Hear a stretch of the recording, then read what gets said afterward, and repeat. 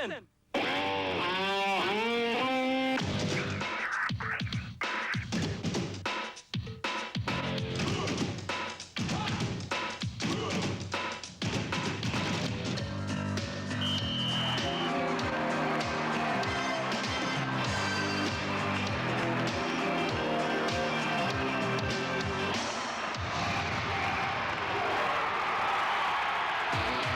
It's on again, another Super Sunday showdown in Perth.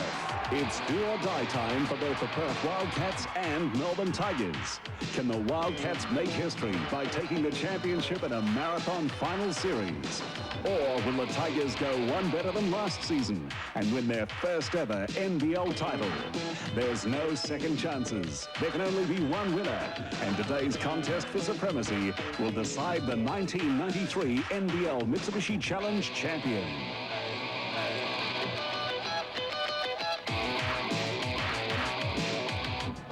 Yes, good afternoon again and welcome to the Perth Entertainment Centre, and for the first time this afternoon a big welcome to Western Australian viewers. It's the third and deciding game in the NBL Grand Final Series between the Perth Wildcats and the Melbourne Tigers. The winner of today's game takes home the champion trophy for season 1993 as we take a look at the results of the two grand final games played so far in this contest. Saturday week ago, it's the Melbourne Tigers went 1-0 up when they defeated the Perth Wildcats by 4 points, 117 to 113. The star that night was Andrew Gay's 41 points. Copeland shot 24.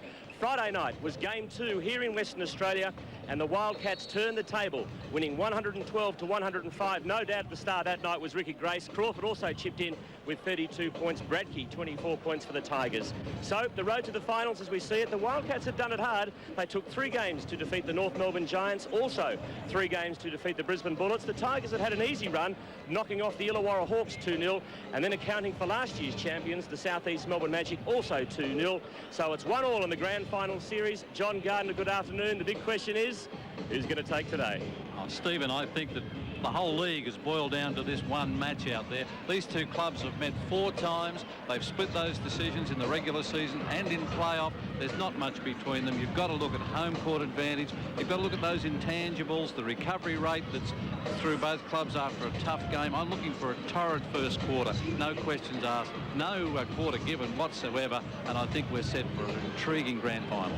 Well, let's have a look at some team averages for season 1993. Both of these clubs have performed very well in the playoffs. Both are above their season's averages as far as points, and 50 and 52% from the field is excellent. 78 and 76 from the foul line, a little bit below their season's average. From the three-point line, they've both been a revelation. 47% from the Wildcats is enormous, and 43% for the Tigers, not far behind.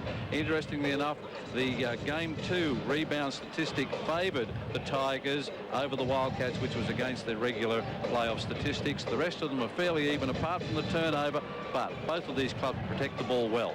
And the starting 5 comparisons. And I think you can't get statistics that are any more even than this. The first 5 from each are even in almost statistical categories all the way down the line.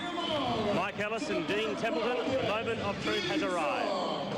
It certainly has, Quarters, and this is what it's all about. That's what all the teams play for all year. And I personally think the Wildcats will get up purely only because of the home court advantage. But, by gee, it really is going to be tough. Dean? I've got to go with the Tigers. Hey, what other way can I go? Tigers by 3, but it'll be a very close one. Let's have a look at some of the key players for this afternoon's game. All right, we'll look at, for the Wildcats, of course, first, Ricky Grace and Scott Fisher. Ricky, this is playoffs average, averaging 20 points. He's lifted up in his scoring. He's also lifted up in his assists, and he's doing very, very well in the rebounding department as well. Scott Fisher, who's also going to be an integral part of this match tonight, 21 points and nearly 10 rebounds a game, so they're going very, very well. Let's have a look at some of the Tigers. Well, there's no doubt that these two are the keys for the Tigers. Andrew Gay's a little bit down in game number 2, but don't deny this guy anything. He'll stand up this afternoon. I'm sure he'll have a big one. Leonard Copeland, very exuberant in game number 2, but he's so dynamic and can do anything on the afternoon. Look forward to watching both those guys this afternoon. Well, tonight, or I'll say today, it is today. Today, it's going to be a real tough match. You expect to be very physical to start with? I think in that first quarter, you'd expect to see quite an aggressive start by the Tigers in particular. Ricky Grace is the key. They've got to somehow stop him. I'm not suggesting they'll do anything illegal, but let's look out for a tough start. But look, whichever way this game's going to go, these are the 2 best teams in the league, and it's just going to be a terrific afternoon. Oh, I'd have to agree with Dean. Now let's go courtside for the starting 5s. Good afternoon, ladies and gentlemen, and welcome to the Perth Entertainment Center for Game 3 of the NBL Mitsubishi Challenge Grand Final Series. Today is a do-or-die effort for both the Perth Wildcats and the Melbourne Tigers. So let's hear some noise as we introduce today's starting five, beginning with the Melbourne Tigers. Wearing number 10 for the Melbourne Tigers, Andrew Gage. Wearing number 21 for the Melbourne Tigers, Leonard Copeland.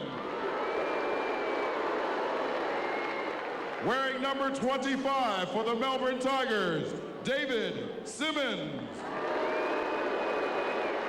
Wearing number 50 for the Melbourne Tigers, Mark Bradtke. Wearing number 52 for the Melbourne Tigers, Robert Sibley. Head coach for the Melbourne Tigers, Lindsay Gaves. And now, Perth, it's time to introduce to you our own starting five for the Perth Wildcats. Wearing number 7 for the Perth Wildcats, starting in the position as forward, James, the Alabama Slammer, Crawford. Wearing number 10 for the Perth Wildcats, starting in the position as guard, Trevor Dumbo Torres. Wearing number 15 for the Perth Wildcats, starting in the position as guard, Ricky the Amazing Grace. Wearing number 21 for the Perth Wildcats, starting in the position as forward, team captain, Andrew Vlahov. Wearing number 30 for the Perth Wildcats, starting in the position as forward, Scott the Fish Fisher. Head coach for the Perth Wildcats is Adrian Hurley. And the referees for today's grand final are Robbie Barnett, Bill Miller. So the starting fives for the two teams, the Wildcats, Torrance, Grace, he's the key this afternoon. Vlahov, Fisher and Crawford. For the Tigers, Gaze, a little bit of a hamstring problem. Copeland, Sidley, Simmons and Bradtke off the benches. Well, if we look at the benches for both clubs out there, Wallason played well in the playoffs. Carroll hasn't seen a lot of time. Catalini, Davis and Baker. For the Tigers, Giddy, he hasn't seen much time, but Ray Gordon, he was a revelation in game 2. I expect more time from him. Walter, Tenner and Whitehead, just a little bit down Whitehead, but could also be a key. In Melbourne, there they are, the Tigers fans at Ormond Hall and Albert Park. Hope you enjoyed the game and hope you get the result you want this afternoon. And John, I didn't think it was possible, but the atmosphere is even bigger and better than Friday night. It's more electric here this afternoon. 8,000 fans. It's certainly a sellout as you would expect, and the game's underway. And we're away. Turnover first up against the Perth Wildcats. So the Melbourne Tigers will get the ball. They're going to left of screen. Third and deciding grand final game. As I said, the winner this afternoon wins the championship trophy for season 1993. Simmons has the basketball. There's Sidley. Gage, Torrance will have the job on him again this afternoon. Gage to Sidley, thought about the shot, changed his mind. 10 on the shot clock. Sidley forces his way closer. First points, Tigers. Good, encouraging start for Sibley. He was quiet in game 2. He's a key. He destroyed the Wildcats in the first couple of quarters in game 1 with good outside shooting. Grace. Look at Copeland. He's fired up. Wasn't he fired up in game 2 on Friday night? He's certainly fired up for this one, as you would expect. Good dish. Vlahov for 3. Yes, sir. What a start for the Wildcats. Well, it's all for the doing now, Stephen, really. Both of these clubs are set down. They know their strategies. It's up to the players. Steal from Vlahov, but it goes over the sidelines, and it'll be a Tigers ball. They've got to be careful with their passes, John. Tigers very sloppy in game 2. Yes, they had about 20, 21 turnovers in game 2, which was a little higher than their season's average out there. They'll want to protect the ball a little better today. There's Copeland. Oh, Sibley almost lost possession. Did this time, it's a turnover. Fisher. Fisher kept at it, and got the reward. Fisher on the break, down the middle. Will they stop Grace's penetration? Fisher from the outside. Vlahov almost, a big tip in.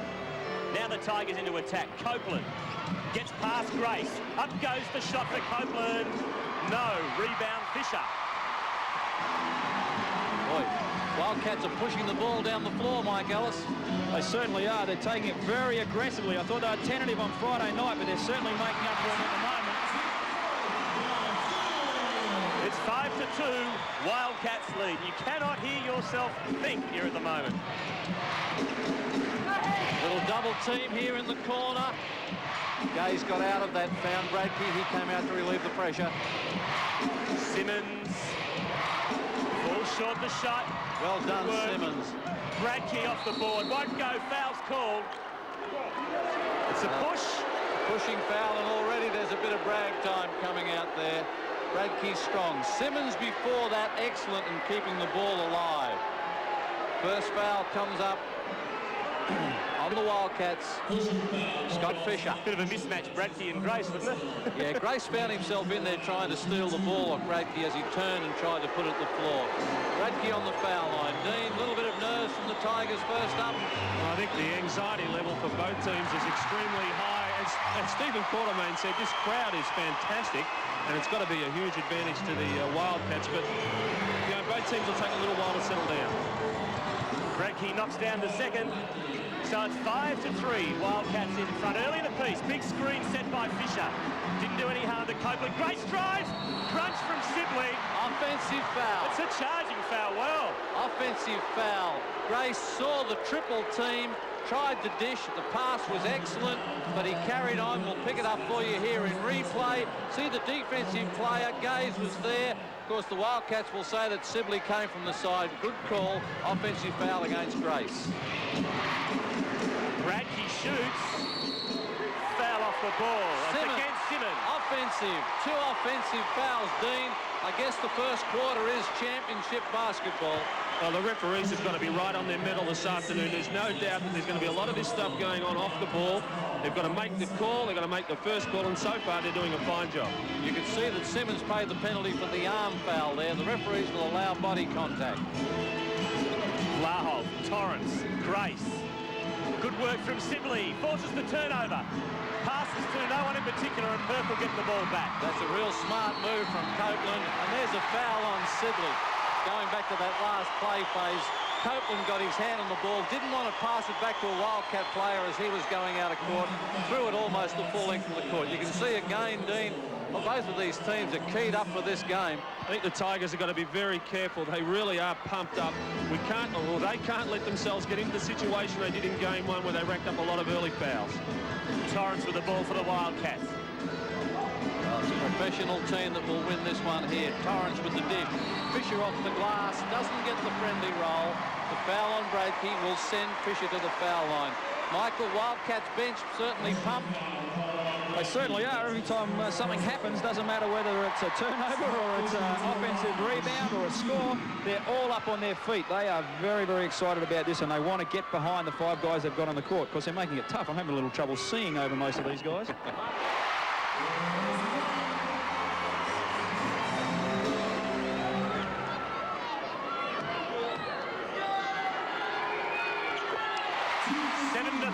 Wildcats lead the Tigers.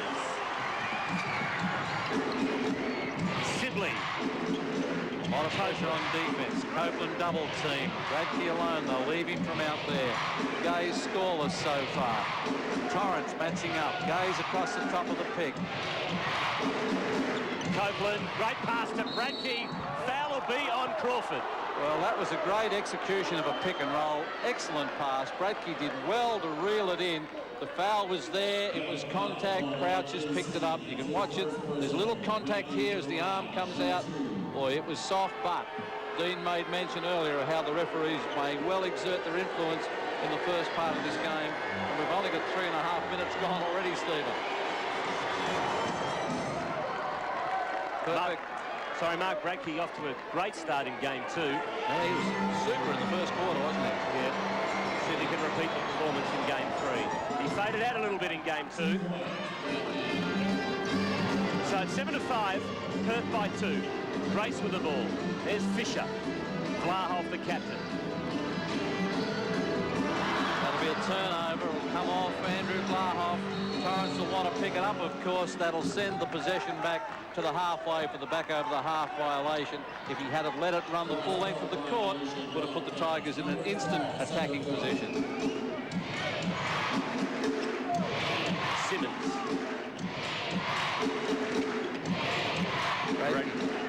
Now Gaze hasn't scored yet. Another foul on Grace. Well, and I tell you what, if Ricky Grace is copping some attention out there, Andrew Gaze is no different. They are right on him every time he touches the ball, and even when he cuts through, they're right into him all the time. There's a lot of contact being out there, and again, Grace has called for the hand foul. You can see him reaching down, trying to get the unfair advantage with the hand foul. We could see a lot of fouls called in this game. Copeland. Now Fisher on the fast break. Got Torrance to his right. That's where he goes. Torrance misses what he should have made. Good defence by Gay. Stood his ground. Non-contact call made. Simmons. Misses. Can't tip it in. Now Crawford. Dean, there's some body banging out there at both ends of the floor. Oh, the work that these guys are putting in under the hoop is just phenomenal. Excellent at refereeing to let it go. But gee, there's some hard work under there. Crawford. Shoots. Rebound Bradtke. Vlahov tries to steal it, but it will be a Tigers ball. Almost a big steal from number 21, Andrew Vlahov. Both clubs nervous. 17% from the field from the Tigers, 40% from the Wildcats. Very, very nervous start to both clubs. The adrenaline's still pumping just a little bit too much. Sibley. Bradtke. It's Copeland. Will he take on Grace? He does. 2 points to Copeland. Copeland has a definite advantage when he goes through on that cut and posts up low on the box there near the bucket. He tends to operate very well with that height advantage over Grace. Fisher shoots over Simmons. It's a confident start for Fisher. Simmons, I thought, did an excellent defensive job in game 1 and 2, but Fisher's come out tonight, started, has 6 points, 2 rebounds to go with those points. Gaze drives. Oh, yes. Little scoop layup off the glass there. They can't allow him to dribble and drive on his right hand. First points in the game to Andrew Gaze. It's 9 points apiece. Tough defense out there with Bradtke on Vlahov. The two Boomer teammates out there. No holes barred tonight. Vlahov. Simmons switches. Grace isolated on Copeland. Goes to the left hand. Slices through. Well, I guess you've got to give credit there for Grace. He was under enormous pressure. Came off the backboard. Bradtke. He misses. Slapped out by Vlahov, but it's another Tigers possession. Bradtke underneath. Crawford now regroups. Bradtke looks to operate. Swings it across to Sibley on his favourite right hand up the baseline. Drops it in for a 2-pointer. Fisher comes up with his second foul. That last basket by Ricky Grace. Copeland did everything humanly possible. He still got it in. He could have only knocked him over. That's the only way he could have stopped that particular shot. Good poise. Well, it's all tied up for the first time. 11 apiece, halfway through the first quarter. Sibley at the foul line to put the Tigers in front. Nerves, tension, call it what you like. Torrance. There's Grace. Long pass to Crawford. Sibley got a hand on it. Timeout here at the Perth Entertainment Centre. It's 11 points apiece between the Perth Wildcats and the Melbourne Tigers.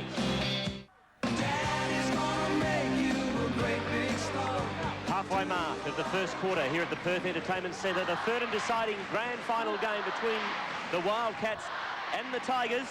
And at the moment, it's 11 points apiece. Mike Ellis, what have you got to report?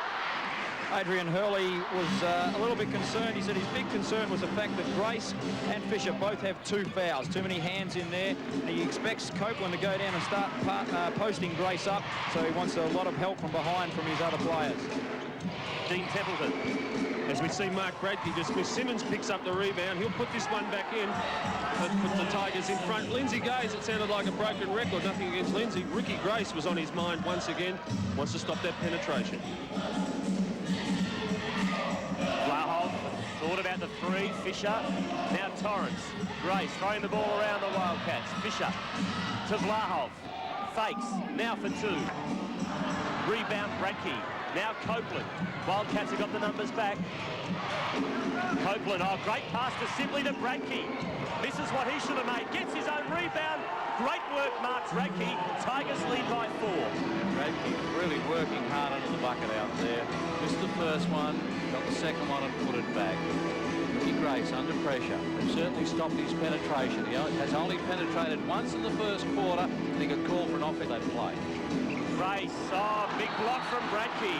Great help from Bradtke, came across. Wildcats bench up looking for the foul. It looked clean from here. Bradtke came across, got behind and slapped it away.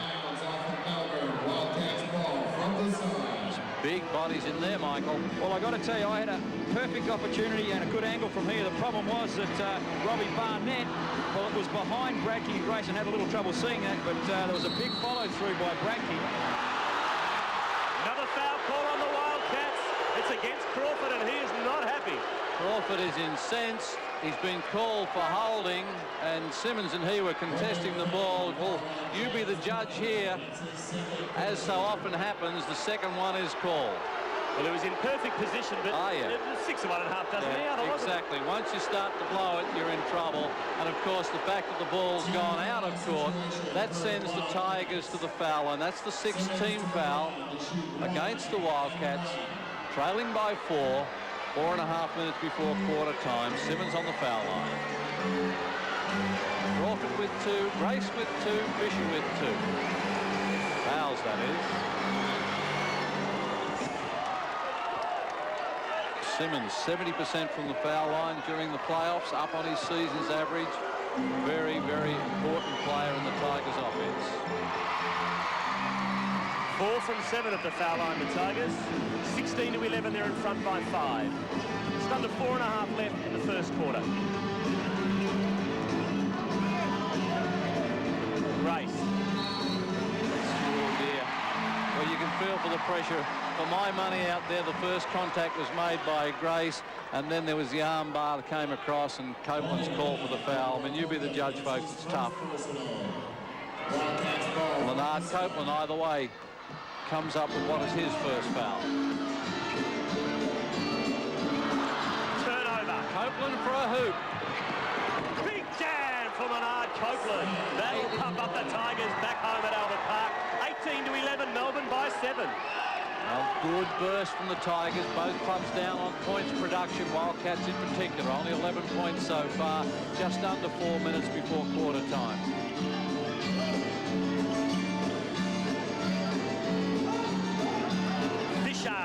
Big reject from the Tigers. Bradtke wins the ball. Now Sibley, Gaze.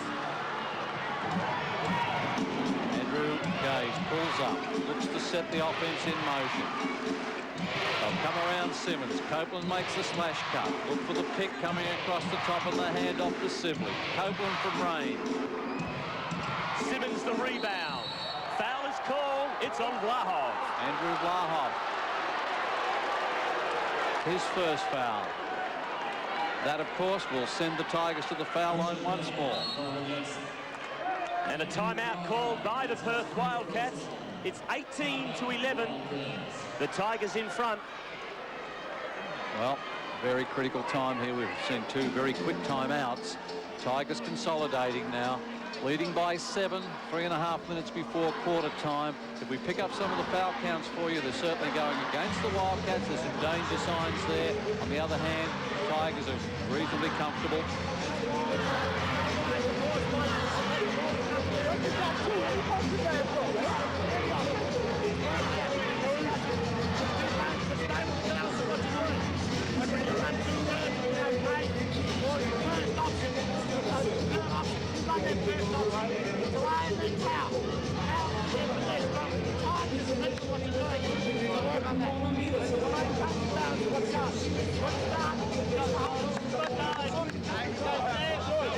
Yes, there's Margaret Case, wife of Lindsay. Yes, you're on television, Margaret, and I think she's feeling as much stress as Lindsay is at the moment. Well, they're back on the field now. Simmons should be on the foul line. Wildcats late to come out of the huddle. would be concerned at the moment. The bounce of the ball is not favouring them. Long way to go for both clubs. Dean Templeton. Well, I agree with exactly what John had to say then. We saw on Friday night the Tigers get out to a pretty handy first quarter break, but in these 48-minute games, really the first quarter break means nothing. It comes the third quarter and, of course, the final quarter that really counts. Both teams at the moment are just sparring with each other. It looks very good. Mike Ellis, what did Adrian Hurley have to say during that huddle? Adrian was concerned with the fact that the ball was moving fairly well, except the bodies weren't with it. What he wants to do is get more people movement with the ball continually going. He's saying the Tigers are going very strong defensively at them, but the Wildcats still need to take the ball inside and draw those fouls. Simmons. Oh, gee, the Tigers are 11 rebounds to 6. They're dominating the backboards as they did in game 2. They're really throwing themselves at both ends of the glass. So it's Melbourne by 9, but they led by 12 in game 2. So as we've been saying, doesn't mean much at this stage of the game. Catalini in for Perth. Crawford sitting down. Grace. Torrance. Catalini. There's Grace. Good pass to Vlahov. Another reject from the Tigers, but a foul is called. Well, good strong move out there. Sibley with the foul. Andrew Vlahov was triple teamed. A little reverse spin. Good help defense out there. That's Sibley's second foul. You can see he's surrounded by 3. Sibley's called for the foul. Bradtke came over the top. Vlahov to the foul line. That's the 5th team foul for the Tigers. 2 shots for Andrew Vlahov. Shot 23 points in game 2. Gee, that was an ugly International Player of the Year in season 1993. Wildcats captain's been shooting very, very well. 89% from the stripe in the playoffs, but that was a nervous first one. 20-12. It's the Tigers by 8. Just under 3 minutes remaining in the first quarter. Gaze. There's Bradtke. Back to Simmons.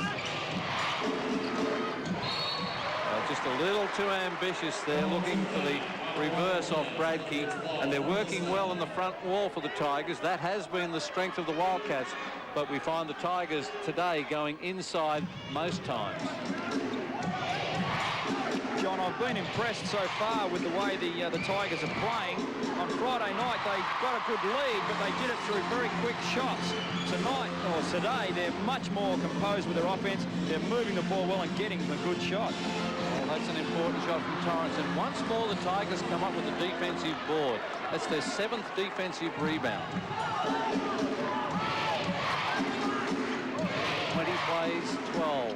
8-point lead to the Tigers. 2 minutes before quarter time. Gaze. To travel. Put that down to defensive pressure. There was good help across the top of the screen set by Simmons. There's the pressure on the bench. Long way to go in this ball game.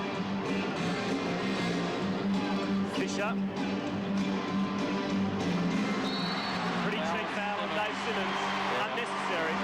Well, I think it was almost a fumble because as Fisher went across, the gap was closed and Simmons just couldn't contain himself. He wanted to slap at the ball. But by gee, the defense on the inside has been good for the Tigers. And not taking any risks today as Lindsay gave Simmons straight off with 2 fouls. Stephen Whitehead in for his first minutes this afternoon. Well, Lindsay was heard to comment in an interview that there are no excuses in today's game. It's all or nothing. So I think we may see a little more caution as players get into early foul trouble. And there's a rare sight. Fisher missing, but Perth win the ball back. Grace for 3. Well, that's a fairly important shot for Ricky Grace. It's his 5th point for the match and came from beyond the 3-point range and puts it back to a 5-point split. Whitehead. There's Gaze. Just cannot get away from Torrance. So much pressure on Andrew Gaze. Copeland. Will he take on Grace? He does. Bradtke, great offensive rebound from Mark Bradtke, and he has got 7 rebounds already. And he has been a real danger sign out there for the Wildcats as Ricky Grace sits down. Watterson comes in. Bradtke, as he did in game 2, dominating the first quarter on the backboards. Fisher, Catalini, Torrance a 3-point specialist. Vlahov, Watterson, Gets past Whitehead. That'll come off a Tigers' hand. Little tentative action out there, Michael, coming from the Wildcats offense. They look a little bit static right now. Yeah, a little bit of standing around waiting and watching to see what the guy with the ball is going to do instead of just getting that free movement going. And Vlahov just did that time, and he may have paid dividends for it. Oh, good work, Vlahov. Back to Fisher. Credit one of those points to Andrew Vlahov. Well, gee, shots are hard to come by from the Wildcats in the keyway. Tremendous defence, intimidating defence from the Tigers. Oh, Giddy turns the ball over. Another chance for Perth. They're down by 5. Bradtke, here comes a dunk from Copeland. What's this? Whoa, Leonard Copeland. Costly turnover there from Watterson. 24 plays 17. In the last 40 seconds of the first quarter, Tigers just consolidating. Low-scoring quarter, Dean. Oh, I don't know how the players feel, but I've got so many butterflies in my stomach. A crucial stage for the Tigers. They've got 2 of their big rebounders on the bench at the moment, and the last 2 times that the Wildcats have scored has been from offensive boards. Watterson, Crawford. Whitehead and Catalini going at it off the ball. There's Watterson again. Drives down the middle. Dishes back outside. Torrance the 3.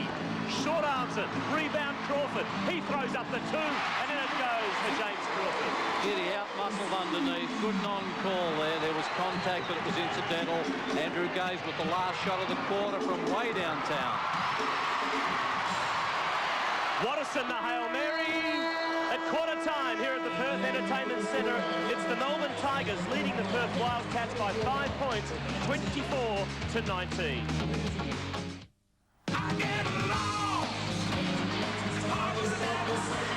Quarter time here at the Perth Entertainment Centre, it's the Tigers 24, the Wildcats 19. Mike Ellis. Adrian Hurley very calm and collected, very happy with the first quarter of the Wildcats, even though they're down. Obviously very impressed with the job done on Andrew Gaze so far, but he believes the Tigers are starting to slow down, so he wants more running in this quarter. Race for 3. Dean Templeton. Lindsay Gaze was emphasising the rebounding of the Tigers, not only getting the thing in the first place, but waiting until they get possession before they run off. Watterson just takes it off Gaze, and away go the Wildcats. No, the Wildcats come out with all guns blazing early in the piece in the second quarter. Excellent start to the quarter. Consider that Catalini and Watterson off the bench are just firing the Wildcats, and the game is tied up for the second time, 24 apiece. Lowest scoring quarter in the playoffs so far, Dean, from both clubs. Whitehead. Sorry, there's no doubt, John, that the pressure out there was enormous. The teams look a little bit looser now. I think the Tigers would like to keep it pretty low scoring. I think that was to their advantage. Foul on Bradtke. Mark Bradtke. I will look very closely, Stephen, at this quarter. I think it's critical. There's no doubt that halfway through the quarter, both clubs will have settled down, and we will get some positive indications as to the fitness and the trend of the game. Fisher at the foul line. Scorers so far, Fisher and Grace 8 points each for Perth. Copeland 6, Bradtke 7, Simmons 5 for the Tigers. Andrew Gaze just had 1 shot from the field so far and has got 2 points. I beg your pardon, landed 1 shot from the field, had 2 attempts and says the 2 points. Well, most of the statistics are very close out there. The shooting percentage, the Tigers 45 from the field, 41 for the Wildcats, 50% from the three-point range for the Wildcats, 33% for the Tigers from three-point land. Copeland off the glass, won't go. Gets the ball back. Lucky break for the Tigers. Gaze for 3. Just rimmed off to the right there by Bradtke's doing a power of work under the backboard. He's matched up again on Fisher as Vlahov is taking a rest. Watterson penetrates, finds Crawford. There's a foul called out here. Crawford with a nice, smart move underneath. Good penetration from Watterson. Looks to me like Andrew Gaze's hand foul, reaching across the top. Excellent penetration, Mike Ellis, from Eric Watterson. He certainly is doing that very, very well, and that's what Eric does the best. He's come off the bench. He's relieved Ricky of the ball handling duties a little bit. A friendly roll from James. And he's just penetrating very well. The Tigers are expecting the penetration to come from Grace, but Watterson's the one sneaking in from behind. John, John, one of the reasons I think Watterson is driving like that is because Andrew Gaze is guarding him, and that's an excellent ploy by Adrian Hurley. You make Gaze work in the defensive end, it takes a bit of pressure, puts more pressure on him up the other end. And Watterson's certainly doing that and doing it well. Lob pass from Copeland to Gaze. Usually see the reverse, and they turn the ball over. Melbourne Tigers. Wildcats in front by the solitary point. 28 plays 27. Crawford. Oh, big rebound from Bradtke, and a foul on Crawford. That's frustration from Crawford. That's his third. Let's check it for you. I think it will be James Crawford's third foul. Crawford went in, withheld the shot, expected the foul to be called, wasn't called. Then, of course, he's ripped in for the ball. And the first swipe wasn't called, the second one was. Well, danger sign there with Crawford on 3 fouls. Bradtke. Whitehead with the ball for the Tigers. It's the Wildcats in front by 1. Copeland, will he take on Watterson? He gets past him, misses, good rebounding by Sibley, and the foul will be on Catalini. Well, there's another offensive board. That is 8 offensive rebounds for the Tigers. Now, you've got to put that down, A, to the intensity of the Tigers, but to some fairly poor blocking out. They've got to block the person out first. Sibley did well. James Crawford sits down. Vlahov comes back in for the Wildcats.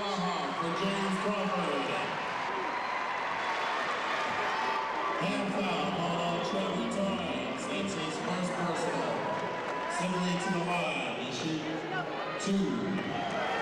Sibley 1 from 2 so far. Still retains that plate. 29-28, Tigers lead by a point. I beg your pardon, it's 28 apiece.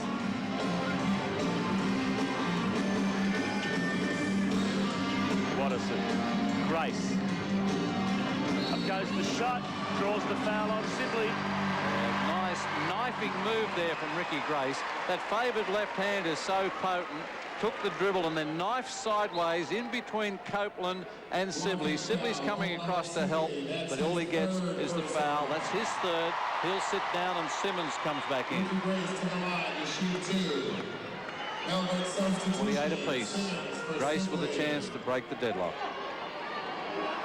Ricky Grace in game 2, 23 points, 13 assists, 8 rebounds. He was only just short of a triple-double, wasn't he? 2 rebounds short of a triple-double, which would be a marvellous effort in a playoff game. He is the focal point of the Wildcats' offense.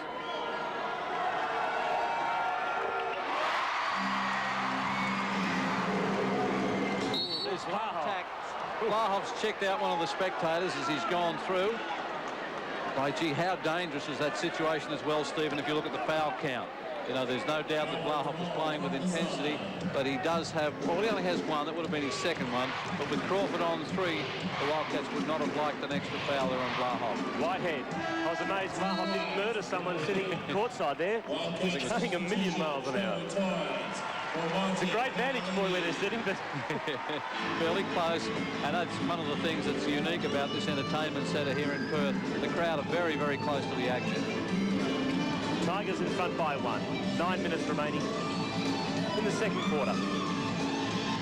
Bradtke denying Fisher the pass. The entry wasn't there. Now he gets it from Rain. A little short. Across the top, Whitehead with the defensive board. 17 rebounds to 14 in favour of the Tigers. Whitehead drives. Oh, excellent work. Whitehead can't make the basket, but wins the ball back. That was a super penetrating move there by Whitehead off the dribble. Deserved a better fate. Bradtke operates. Bradtke. Comes back, that'll be on Watterson, I would think. Nice little step around, came off on the right-hand dribble, stepped back, Watterson reached in. Straight across the left forearm of Bradtke. Tigers lead by 1. Bradtke on the foul line. 7 points, 8 rebounds. The Tigers have got a lot of faith in Mark Bradtke's foul shooting. There's only 1 guy lining up, and that's Stephen Whitehead. That's an old Bruce Palmer ploy, Dean, sending them down the floor. Well, he makes it. He was vindicated, wasn't he? So it's 32-29, Melbourne lead by 3. 8.5 left in the second quarter. Hope you're enjoying the game wherever you're watching. live and exclusive on Network 10 right around Australia. Inside to Fisher, he turns, operates on Bradtke, can't come up with a shot though. Bradtke has been absolutely tremendous in defence. Struggling just a little bit to run down the floor at the moment, probably looking for a break. Whitehead. Showing some patience. Now Bradtke again to Copeland. Skips the pass across to Copeland. He goes low on the baseline, floats across the top. Bradtke got a hand to it and kept it alive. Gaze brings it back. Another shot clock. Gaze for three over the top of Torrance and draws the foul. It's a hand foul on Trevor Torrance, and we were directly behind it, Dean. Certainly looked as if the shot was disjointed with contact. Yes, it did, but it was a close call. But Andrew struggling to find himself a spot in offense. All credit to the Wildcats' defense at the moment. But I've got to say, with the Tigers with a 3-point lead and Gay scoring as he is at the moment, that's an excellent sign for them. And that was a 2-point attempt by Gay, so he's at the line for 2 shots.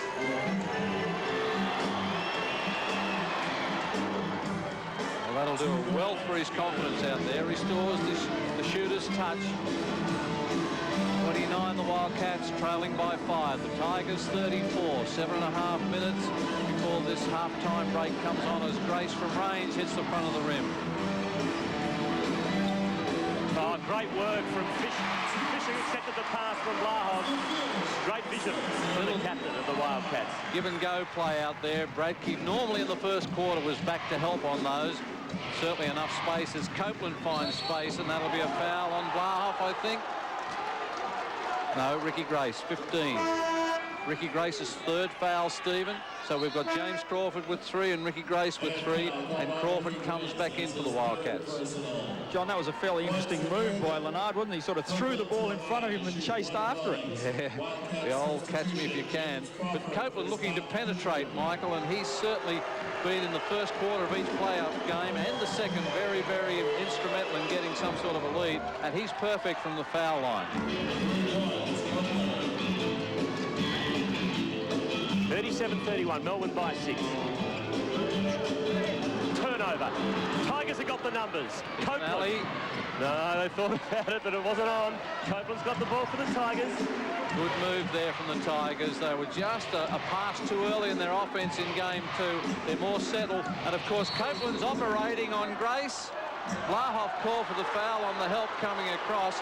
With Grace with 3 fouls, they're clearing out and allowing Copeland to operate on Grace. Andrew Vlahov second. Adrian Hurley a bit disappointed about it. He's standing over here pointing to his temple. I think that means start thinking, boys. Either that or he's got a headache. Yeah, and I don't think it's the latter. Well, it may even be both, John, to be honest. But Chris Carroll rotated very well on defence there, and of course he would have drawn the charge had these guys not stuck their hands in there. The old story, Dean, if you put your hand in, you run the risk and you give the official a chance to call the easy foul. Yeah, and already this afternoon we've seen the referees are going to be very hard on those hands fouls. They look a little soft, and maybe they are, but they're going to protect the guy with the ball. They'll let you do nearly everything, bar tear a guy's head off without the ball. Interesting point of the game, 39-31, 8-point buffer to the Tigers. Vlahov. Oh, strong work from Andrew Vlahov. Simmons did well to avoid the foul situation. Gaze on the break there, goes off the glass. That's a magnificent left-handed dribble, transformed to 2 points. No sign of any hammy problems there. No, Grace drives and won't go in. Foul is called. On Whitehead. Well, they're both warming to the task now, both clubs. A little more freedom in their offense, transition coming down. That was a marvellous transition basket from Andrew Gaze at one end of the floor. And, of course, he almost did the same at the other end. Foul has been called. That's the 4th team foul against the Tigers, so any more will send them, the Wildcats that is, to the foul line. Crawford, Carroll, Torrance for 3. Vlahov, another offensive rebound. Now Grace driving, and the foul's on Copeland. Yeah, that was a good, strong move there. Andrew Vlahov really looking for somebody to come off the offense. Grace recognised that, slashed down the middle, got the left-hand situation. Copeland wasn't prepared. He came from behind, reached across the left shoulder. Nice handy little lead there, Dean, for the Tigers at this point of the game. Yes, it is, but as we saw in game number 2, John, the Tigers do seem to struggle a little in the second quarter, and I believe they come out of the block so quickly that they really do tire early. I think Leonard's looking a little tired at the moment. Of course, Mark Bradtke really had to come out and have a break. They need to shore up these last 6 minutes and work hard just to stay, you know, keep that lead. It'd be very handy for them. Giddy with the basketball for the Tigers. There's Simmons. Gaze, got 6 points in the game so far. Alley-oop to Simmons. Good work from Crawford. He chipped in. Now it's a turnover. Wildcats into attack. Almost a steal from Giddy. Grace, good work to win it back. Pass to Vlahov. Off the glass. Crawford tips it in. No, it wasn't. Won't drop it. It's still a Perth ball. Lucky break for the Wildcats. Carroll back to Vlahov. That'll be a foul on Simmons as well. Vlahov is hurt. Yeah, there's contact, heavy contact as they've landed. I suspect it was after the initial contact. We'll try and pick it up for you, of course. But as Vlahov went down, I think he's just simply winded. Good pass from Carroll. The initial foul was contact, and then I think the heavy land there on the hip and thoracic area. By gee, what a difference when Bradtke's not on, Dean. The thoracic area. Now, that one I like. That's is that his back? Well, I didn't want to say he was chesting up. Oh, it's his chest. Shows my anatomy lessons weren't that good, but it's a very strong move then by Vlahov. But I still think that the Tigers, it's a very crucial stage for them. I think they've got the Wildcats have the fitness edge. They've got to hang in there through the last 5.5 minutes. 3 points the difference out here. Andrew Gaze, he's found a little touch in this quarter. It'll be interesting to see just what sort of pressure on the transition the Wildcats can exert. Bradtke's had to come in. He's the difference to their rebounding potency. Giddy. Spectacular move from Warwick Giddy. And you'd have to say, with all due respect to Warwick, that is a bonus for the Tigers. Reverse layup. He hasn't scored in these playoff games against the Wildcats so far. Every point he gets is a bonus for the Tigers. Great. Another 3. And he is doing some serious damage now for the Wildcats. He's 14 points, 3 from 4 at the three-point line. Copeland, spectacular again. Again, the lack of foul cushion from Grace. Copeland starting to work on him. Fisher for 3. Crawford. Strong move. Had the left arm up, held Bradtke back, put it off the glass. 2 points the difference. Copeland operating again. Grace looking for the transition. Bradtke off the glass. It is raining points at the moment. 47-43. Melbourne by 4. Just over 4 minutes left in the second quarter. Probably a little bit too much offensive movement out there, Dean, as Grace coughs up the ball. Boy, that was danger time for Ricky Grace. Thought there might have been a foul. That was a good call. He really, Andrew, unfortunately, just really tripped on himself. But everything's happening in this game at the moment. I wouldn't say it's skill or talent out there right now, Dean. It's grand final stuff. Right now, that's the difference there. Crawford's starting to get on top on the offensive boards. The Tigers haven't got their major rebounders out there. They've got Bradtke, Sibley and Simmons on the bench. That's where the Wildcats are making a difference. And a timeout here at the Perth Entertainment Centre. It's the Tigers 47 leading the Perth Wildcats 45. Back in a moment. I'll tell you it's love. Well, with just under 4 minutes before half-time, it looks to me like both coaches will be looking for a little bit more structure in their offenses. How is it over there, Dean? Well, Lindsay Gaze, as we have another look at that Andrew Gaze no call.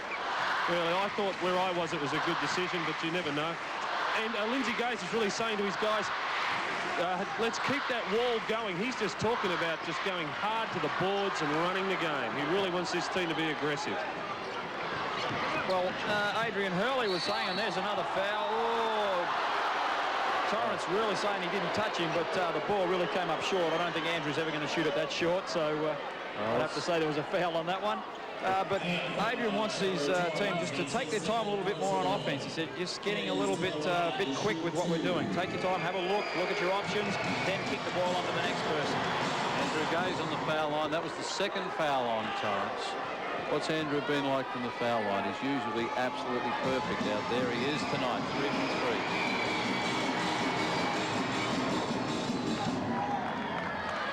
49-45. Tigers lead the Wildcats by 4. Interesting move out there. Ray Gordon has come on for Leonard Copeland. Let's see if we can pick up what sort of defence the Tigers have gone into out there as Fisher put under pressure. Vlahov put out of the game with a little bump out there. Back to it now. Off the ball, Crawford or Whitehead? I'd suggest it's probably Whitehead. Whitehead knowing that he's got to deny Crawford the slash cut across the keyway. Otherwise, the entry will be a good night. He's out-muscled out there, and there's certainly plenty of leaping ability. That's his second foul. Whitehead will try and deny possession by fronting Crawford. That simply sends Crawford to the foul line. Crawford was 10 from 12 in game 2. So far, he's begging a little bit for points. Only has 8, but he's perfect from the foul line. That's 3 from 3. John, there's a lot of physical work going on down here. The guys are not running around screens. They're running straight through them. It doesn't matter who's there. And it's finals basketball. That's the way it should be. Melbourne leads by 2. Gaze up to 8 points, so he's slowly coming into it. Torrance doing an excellent job on him. Whitehead. There's Gaze. Bradtke trying to create some sort of position. Crawford has 3 fouls. Bradtke knows that. Whoa. Well, that was a good non-call as well. If Bradtke had have maintained that forward momentum, it would have been an offensive foul. As it is, he coughs up possession, gives the Wildcats a chance with just under 3 minutes to tie the ball game. Crawford scores a level, 49 apiece. Scoring a lot more freely in this second quarter. Gaze takes a tumble. Whitehead to Gaze. Gordon's three-point territory, screaming for the ball. Bradtke instead. That's a floating jump hook that is almost impossible to stop. Bradtke, enormous influence so far. That's his 13th point. He has 8 rebounds to go with those points. Fisher.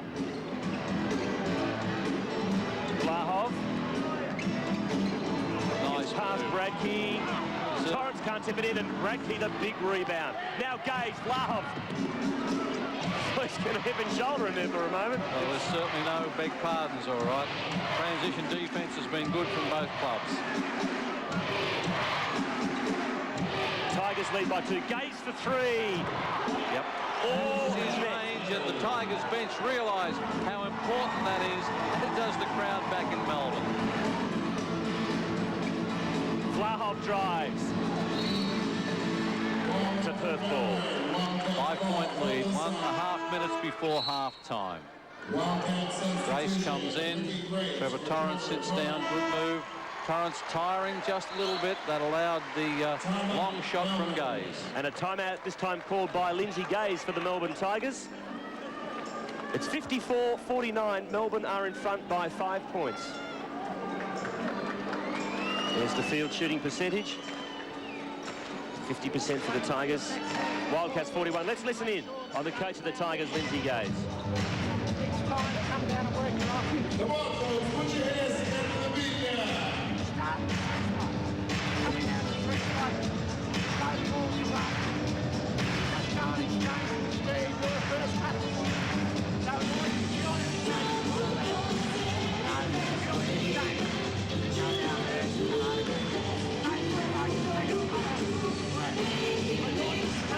There's that important 3 from Andrew Gaze. He's now up to 11 points, and that'll give him plenty of confidence.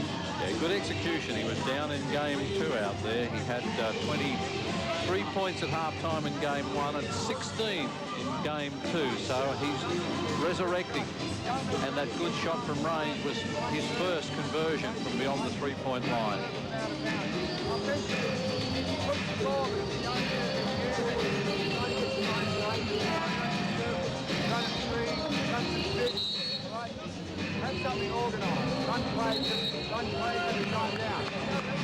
Ladies and gentlemen, the Italian country dancers.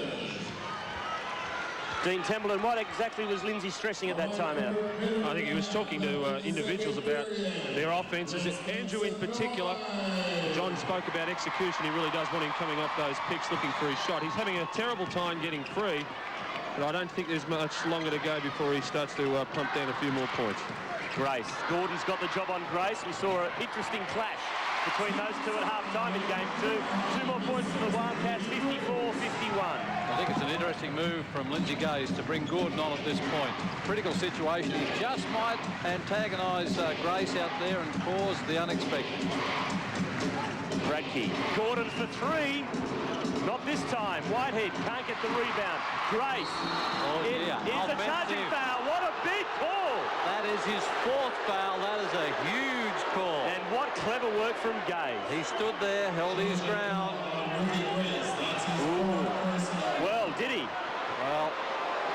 Well, guys, I tell you, I had a look at Billy Mildenhall, and I also had on the other side Eddie Crouch. Eddie was actually looked like he was pointing the other way. Yeah. So, you know, Eddie looked at it and thought, well, Billy had the better position, so he's going to let him take the call. And that's a big blow for the Wildcats. It looks to me as if there was contact both ways. Certainly, Gordon is sending Grace to the bench. Ray Gordon doing a little bit of stirring out there, Dean Templeton. Yeah, well, I think that may be why he was out there, and unfortunately Ricky Grace is on the bench now with 4 fouls. It was a pretty tough call, but I don't think it's going to change. Gaze, 2 more, the Tigers, 56, Wildcats 51. Less than a minute remaining in the second quarter. Fisher. Oh, defensive breakdown by Melbourne, and Watterson makes the most of it. Good vision by Fisher. Saw Watterson on the back door there. Sweet little pass. Gaze with the ball. Clock winding down. 3 points the margin. 17 on the shot clock. Just about in sync with the game clock. Gaze for 3. Under pressure, no. But the Tigers get it back. Gordon for 3. Bradtke keeps it in. Crawford. Watterson, the Hail Mary, and it wasn't that far away. So what a fantastic first half of basketball as Ricky Grace goes over and gives Billy Mildenhall a bit of a working over about that last foul. But at halftime, it's the Tigers leading the Wildcats by 3 points. It's 56-53. Welcome back to Sunday Basketball live around Australia, and one great Game 3 of the Grand Final Series. I'm sure our commentators in Perth will agree. Back to Stephen Quartermain and John Gardner. Yes, thanks, Bill. I'm sticking with the Tigers, John, but there's just absolutely nothing in it, is it? Nothing whatsoever. And the third quarter is the championship quarter, has been Perth's best quarter. 3 points, it's all to do again. And Ricky Grace, what a big call on him just in the last minute or so, wasn't it? That last call for the offensive foul, that was a huge quarter. Could have an interesting influence upon the game as it winds down. Andrew Gaze, well, he was off to a slow start, but he's all of a sudden up to 13 points. Yeah. Well, he's a quality ball player. Copeland was very good in the first quarter. Has scored about 3 of those layups. Boy, they're enjoying it. Torrance hasn't scored. He's been quiet so far. Good little jump hook out there by Crawford. Let's have a look at the stats at halftime. Statistically, the shooting percentage for both is down. They have been at 50% during the playoffs. Wildcats further down than the Tigers, hence the difference in the score. From the foul line, both acceptable. 3-point range, again, the Tigers down, only taken 8. Whilst 12 have been taken by the Wildcats. Nothing to write about there. Rebounding favours the Tigers, and I would put that down to Bradtke. If you look at the turnover rate, it's all square, and that's why there's only 3 points in the ballgame. And the top scorers in the game so far, Grace 14, Crawford and Fisher a dozen each for the Wildcats, Vlahov 11 for the Tigers, Copeland and Gaze 13, Bradtke 13, Simmons and Sibley 5 apiece. So Bill and Steve, an excellent first half, and I'm sure it's even going to be better in the second half. It's going to go right down to, I reckon, the last 30 seconds or so. I agree 100%. A terrific game. Not always pretty, but very, very physical, and a great grand final. The Wildcats and Tigers, they're giving it their best shots today. In fact, a few shots have gone in out there this afternoon. Now, the last chance in 93 for them and for you to win a great prize from Nintendo just by answering a simple question. Good luck. Throughout the season, you've got the chance to win state-of-the-art Nintendo systems in our Super Power competition. This week, win the world-beating 16-bit Super Nintendo Entertainment System and the mind-blowing Super Mario All-Stars game, simply by answering the following question. Who won this year's Most Valuable Player Award? Now, if you know the answer, just call one of these 0055 numbers you see on the screen. But you must call before 4:30 p.m.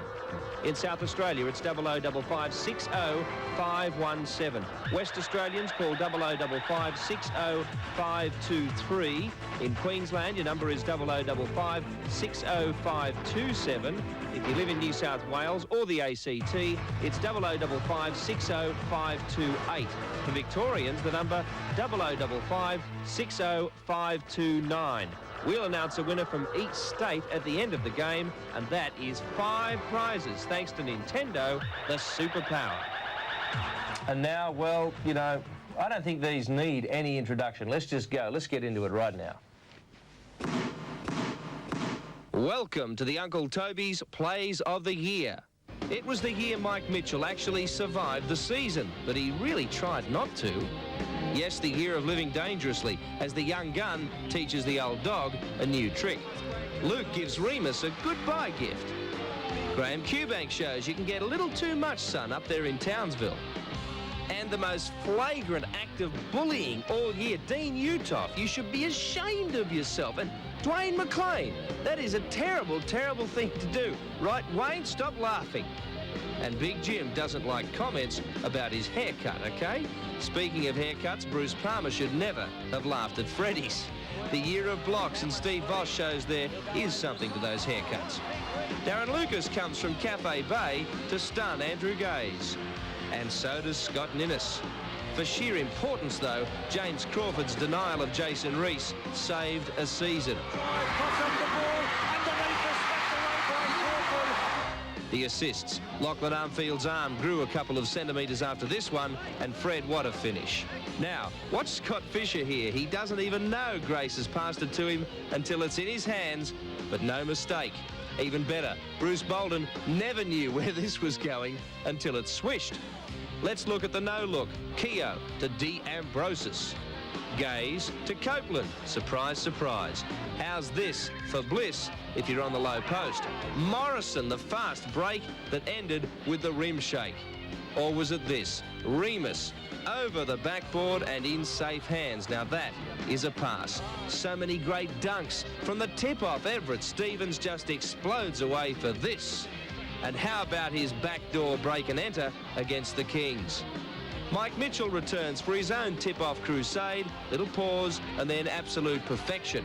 For a mid-air adjustment, none better than Dwayne McLean. Speaking of adjustments, how about missing the 3, then chasing up and making the jam? Ricky Jones found so many ways to slam it in '93. And so did Andre Moore. Paul Maley proves airmail really is the best way to deliver. But give the prize to Robert Rose, who makes it all happen just when you think it's safe to look away. And yet, you don't have to dunk them to make them faint. Kenny Mack. Greg Hubbard, bad miss. Okay, I'll try again. You're kidding! Let's do this right. Michael Morrison, exuberant execution of elastic expectations. Butch Hayes, textbook focus for the kids at home. Andrew Vlahov, well, he can do everything else. Why not this? Ole. And Mike Mitchell, the no-look pass, easy. Try the no-look shot.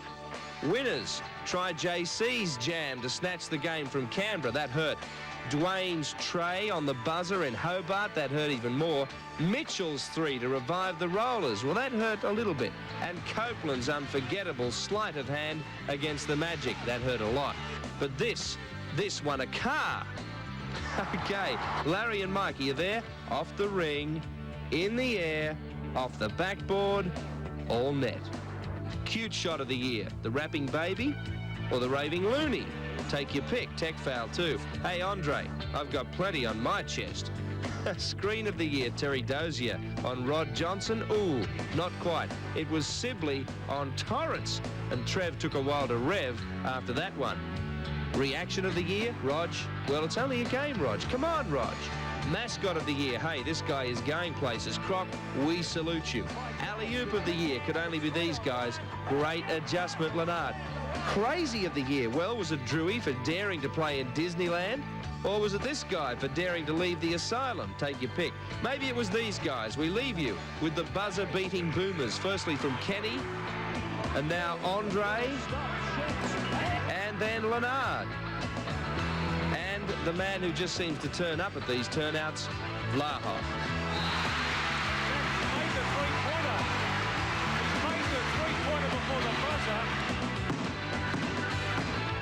The Plays of the Year, brought to you by Uncle Toby's. We're in the home stretch. Let's return live to Perth to see who the champions of '93 will be. Thanks, Phil. Well, Dean Templeton, have you got anything to report at halftime? Any punch-ups today? No, it was very quiet in the half-time break. I think both teams were more concerned about what they're going to do in their own camps. I really don't know which way this game's going to go. Of course, we can harp on that fourth foul on Grace, but really it's just a sensational game, and I'm just looking forward to the second half. Mike, what about down there in the Perth camp? Well, I was just watching the Tigers, and there's a steely look on all their faces, but then down this end, the Wildcats have got exactly the same, so this is really intense. There's a lot of atmosphere in the air amongst the players, not only the crowd, so this is just turning into a sensational game. First possession to the Wildcats. Crawford runs into a wall. Gets the ball back. Great work, Crawford. Well, that's exactly as the game started. Crawford was triple teamed. Grace is coming up short. Andrew Gaze with the ball. First 6 minutes of this quarter could tell a big story. Gaze. Block Crawford. Good work again from JC. Now Grace. Torrance. Oh, misses what he should have made. But Grace on lucky break. Wildcats. They've had about 5 cracks at it and still can't put it in. Well, there are some mistakes made in that little sequence. They may well rue. Torrance missed the layup, and he missed one in the first game as well. It was uncontested. Should have done a little better than that. Trevor Torrance still hasn't shot a point in the game, and he's averaging 13.5 in the playoffs. Almost double his regular season's average, but he might be, as well as Andrew Gaze, and there's been a lot of talk made about the fatigue factor. Torrance may be one of those players that's suffering just a little bit. Sibley off the glass won't go. Great rebound by Vlahov. Simmons lucky not to have a foul call against him.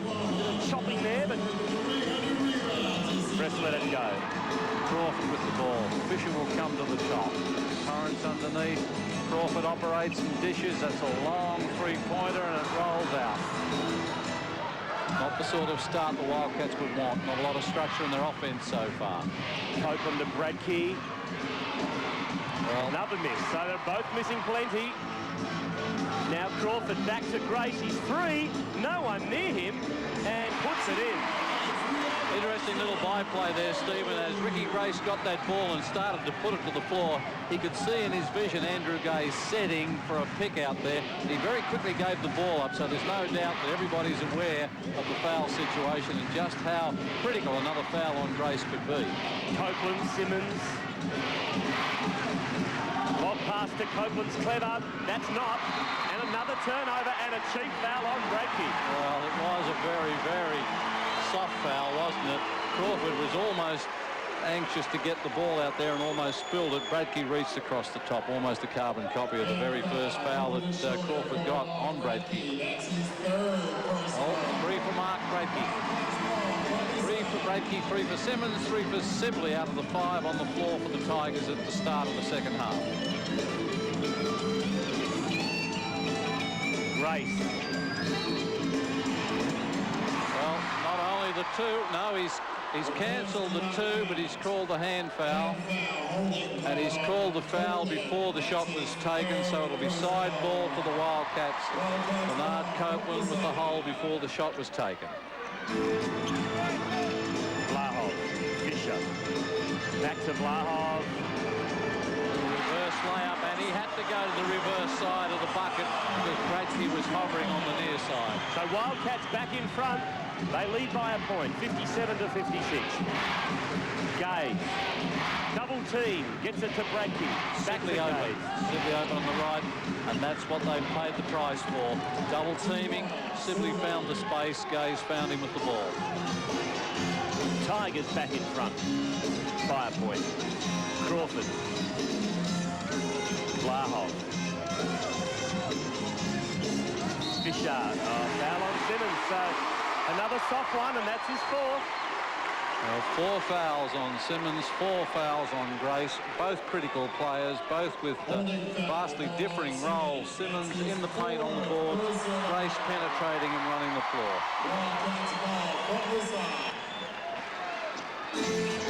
Grace. Crawford. For no foul call. Now Gaze with the ball.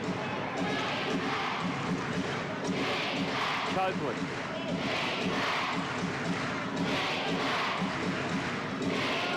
Gaze to Bradtke, has it stripped. Now a chance for the Wildcats. Torrance. Back to Vlahov. A reverse finger roll there. Andrew Gaze isolated. Torrance gave the ball up. The 2-on-1 came up with a bucket and a 1-point lead to the Wildcats. A lot of mistakes, isn't there? Yeah, there's fundamental errors being created here. Copeland with a bit of a hoper. Torrance dishes off to Grace. I think the first team that gets their offensive rhythm into gear here will have a lot to say on the result of the ball game, but there's fairly tentative moves being made by both clubs. Torrance misses another easy shot. Now Gaze. Travel. It's got to be a travel, of course. Vlahov extolling the crowd. Lindsay Gaze looking to settle his club down there. I don't think either coach, Michael, would be very happy with the play phases that have gone on. Certainly not. No, won't be happy with that. Oh, Bradtke, that was a big effort at a block. He's come up with a foul, though. And that puts Bradtke on 4 by the look of things, which is going to mark Bradtke. spell danger signs, isn't it? Dean, that's the sort of emotion that's going to decide the outcome of this game. There's no doubt that Bradtke was saying to Crawford, I don't care where you go, you're not going to get an easy shot. That's 4 fouls, of course, and that type of situation could well decide the game. Right now, I think the Tigers have left half their game in the locker room.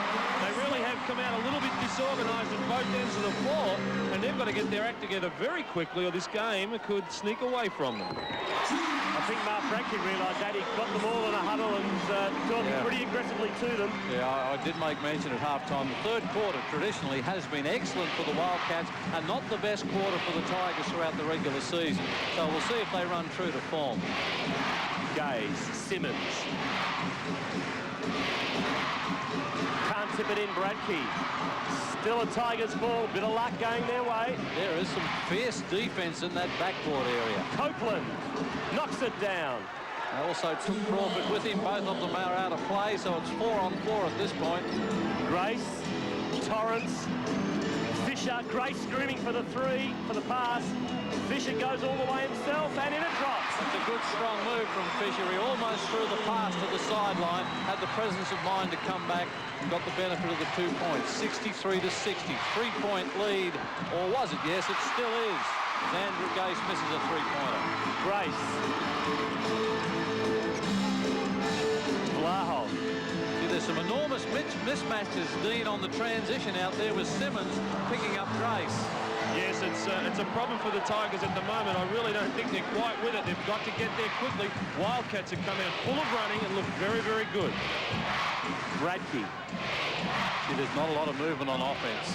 Copeland, another shot early. It's not good, but Bradtke.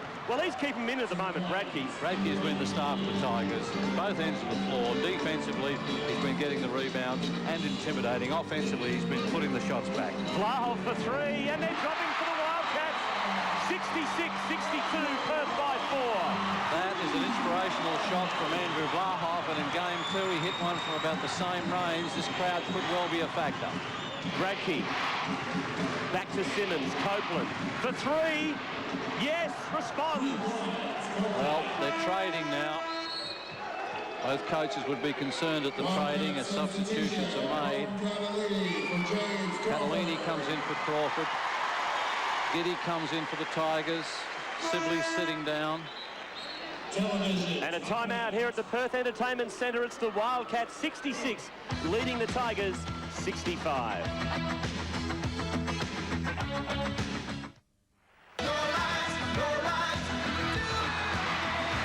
Halfway mark of the third quarter. It's the Wildcats leading the Tigers by 1. Mike Ellis. Adrian Hurley said now is the time to put the foot down, guys. He said they are really starting to suck down there. He said they're looking very tight. We want to push the ball, and they look for the offense to really go at Mark Bradtke, try and get him into more foul trouble. Dean Templeton. Patience is the key for the Tigers at the moment. They've just got to take their time in offense, get good shots away, suck it up and get that second win. Gaze. Well, that's a huge second effort from Andrew Gaze as well. He was banged and bumped as he went through the keyway. Missed the shot, but almost pulled it in for the second effort. Desperate stuff from Gaze. But it's the Wildcats with the ball, and they're in front by 1. What do you reckon, Dean? Are the Tigers blowing in a bit of air? Yeah, but I think in a game like this, they can get it back. They'll just play purely and simply on the old G and D. Lindsay Gaze just really gave Billy Milton Hall referee a mouthful as he went past. Rays. Misses. Catalini can't put it. Vlahov! Oh, Bradtke, the big rebound, and Catalini foul. Right, gee, there's some people playing well above the ring down there. Dean, you're closer than we are to that end of the court. Andrew Vlahov needed an oxygen mask up there. I mean, it's just phenomenal. The guys, the standard of this game, both teams need to be credited. It's just phenomenal. It's fantastic. And I'm running out of expletives. Well, there's no doubt that the two clubs out here are worthy contenders for a grand final. Copeland. Bradtke trying to create some space. Giddy, Copeland again for 2, shoots over Vlahov, and it goes. And the Perth Wildcats now trailed by 1. It's the Tigers 67, Wildcats 66. Copeland took that shot from behind the backboard as he floated out of court, released the shot with his right hand. It was all net. That was a very tough shot from the angle I'm at, and I'm just about right behind him. It'll be a jump ball situation. Inexperience of Catalini there. He could have had the little crossover, taken Giddy on the baseline. Good defence from Giddy. Leeds changed 8 times in the game so far. 8 lead changes, and we've got about 5 minutes to go before three-quarter time. Good lead there by Catalini. Fisher, oh, Gaze, well done, steals it. Will he get past Watterson? He can. Fisher can't win it back. Oh, yes, he's been picked up for that. That was a double dribble. He picked it up and continued to dribble again. Getting around the defence, he's got the 2 hands on the ball, picked it up and then put it down, and that's where it's been called as a violation. Well, it's courage now, Dean. Oh, it's just it's unbelievable, but there was no doubt about that call. But every play now, there is just so much pressure on the players. Crawford this time. Vlahov's come through like a train. Copeland tucks it underneath. No one's going to steal it from him. So it's still the Tigers in front by 1. This is just an unbelievable game. Giddy in the feeder spot. Copeland with the give and go. Copeland comes off the glass, and Copeland looks like he's full of running right now. He's pushing the ball down the floor. That's 22 points from Copeland, 50% from the field. Grace. Watterson. Crawford. Shoots over the top of Copeland. Catalini can't grab hold of it. It's a Tigers ball. Simmons got the ball, and the deflection came off Catalini. Lindsay Gaze being told by Robbie Barnett to sit down. I guess that's the first real expression of any sort of frustration I've seen out there from Lindsay Gaze for some time, but that's what's on the line out here. So it's Melbourne leading Perth by 3. We've got 3 minutes 45 left in the third quarter. Copeland got 22 points. Gaze has got 13, quiet by his standards. What a great defensive job they're doing on the great Andrew Gaze. Copeland, he's starting to lift. Can't put it in that time. Bradtke wins it back, and in it drops. Mark Bradtke, 17 points, 16 rebounds. Huge effort, Bradtke. Tower in the paint. Absolutely dominating on the backboards. At half-time, I think he had 10 rebounds out of a total of 21 for the Tigers. Guys, that's about a 10-zip run for the Tigers at the moment. The Wildcats have missed very easy shots. Copeland the steal. Grace the steal back. Brilliant Ricky Grace. And Copeland's on the break for the transition. Watterson goes at him, and that's close. Well, we'll call it professional. There's no doubt that Watterson was determined that Copeland wouldn't get an easy attempt at the bucket.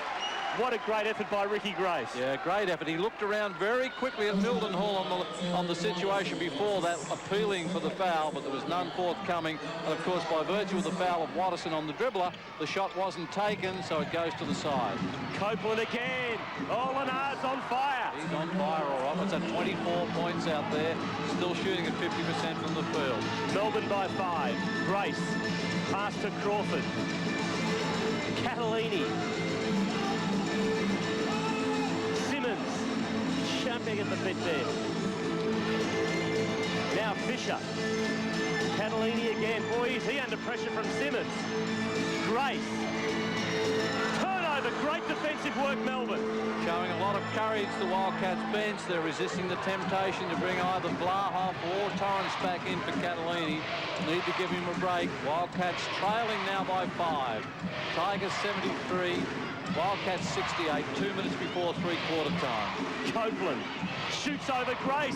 Oh, this is unbelievable from Copeland. He is having a sensational third quarter. 26 points, Tigers by 7. Yeah, Copeland has started the second half the way he started the first. He's on fire out there. 26 points. What did he have at half-time? He had 13.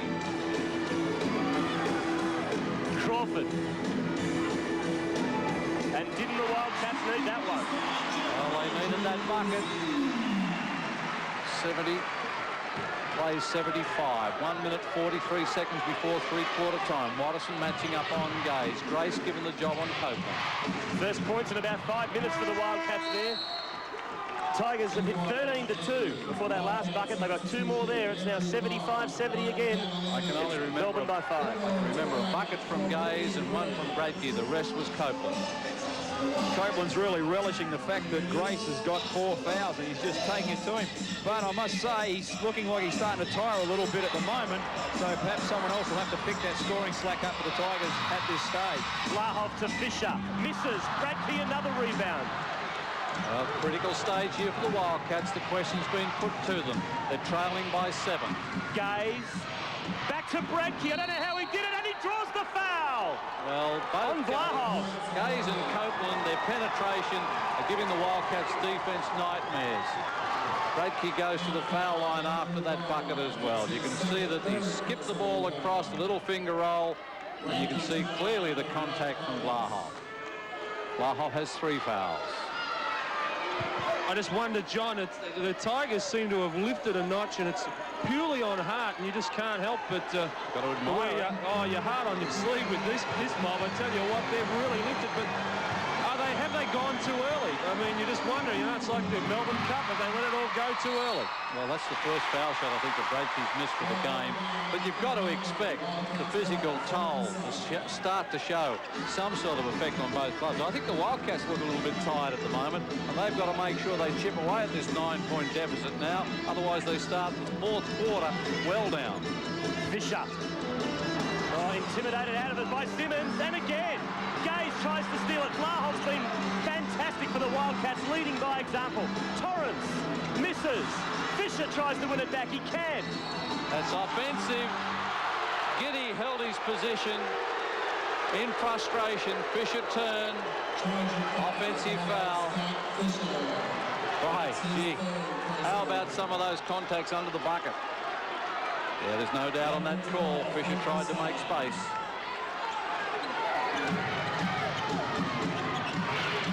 Copeland's eyes are rolling, Stephen. He's enjoying every bit of this. Blocking foul on Crawford. Yes, it was on Copeland. He was trying to get past. Oh, that should be a one-on-one situation. They're checking it out with the score bench at the moment.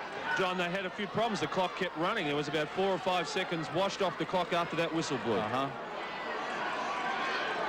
Well, I guess the pressure of a grand final is getting to everybody. I'd say at this stage the Wildcats would be more concerned about that than the Tigers. They'd be quite happy to see that clock run down rapidly, wouldn't they? They'd like it to go for about 6 minutes. Make it about 12, I suggest. 79-70. Copeland on the foul line. Crawford with 4 fouls.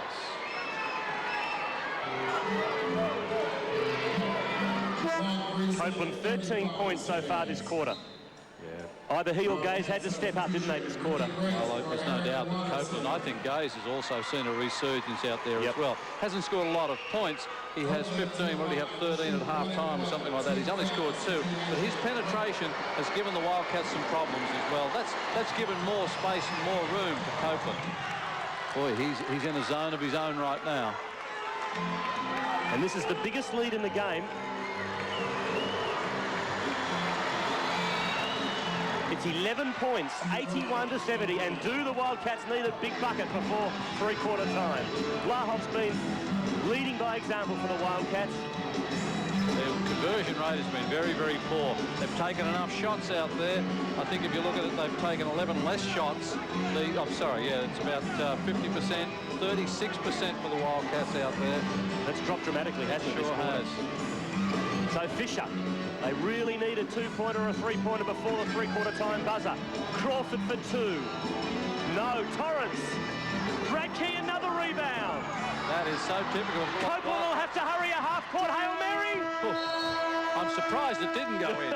So what a quarter by the Tigers. Look at them, they are pumped up. And at three-quarter time, it's Melbourne 81 leading the Perth Wildcats 70.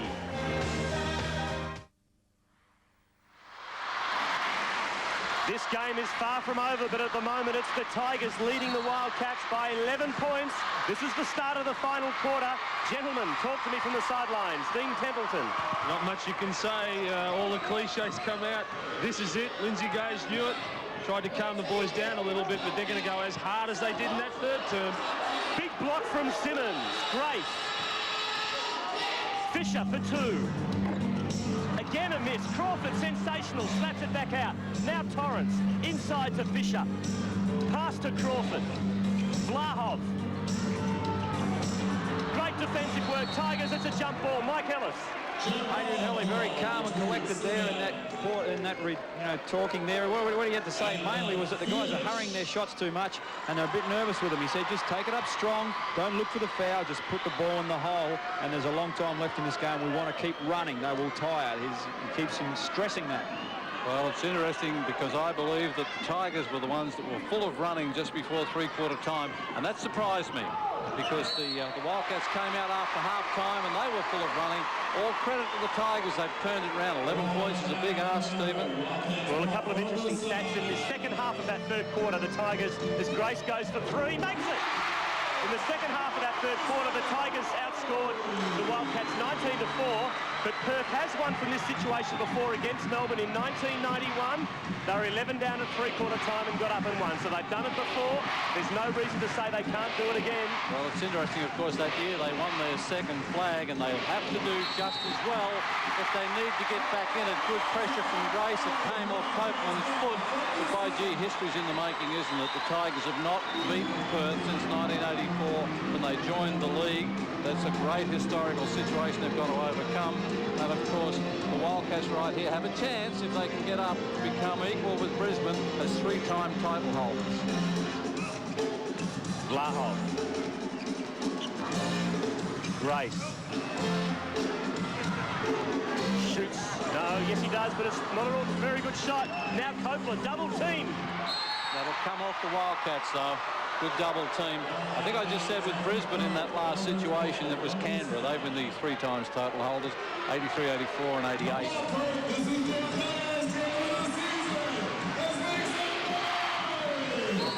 Remembering the Tigers have never won an NBL title. The Wildcats have won 17 straight games at home. Yeah, and the Tigers, as John just said, have never won here. Well, after over 30 games, it comes down to this. 10 minutes before full time, Mitsubishi Challenge Trophy on the line. 8 points the difference in favour of the Tigers. Copeland sensational in the third quarter. He had the hot hand. Sibley, he was left alone and makes the most of it. That is critical from Sibley. That's a very important bucket. 10 points, Tigers lead again. Grace.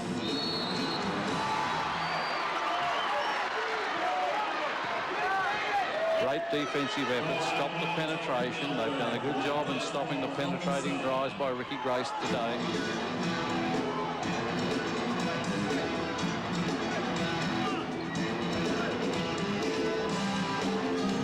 Vlahov.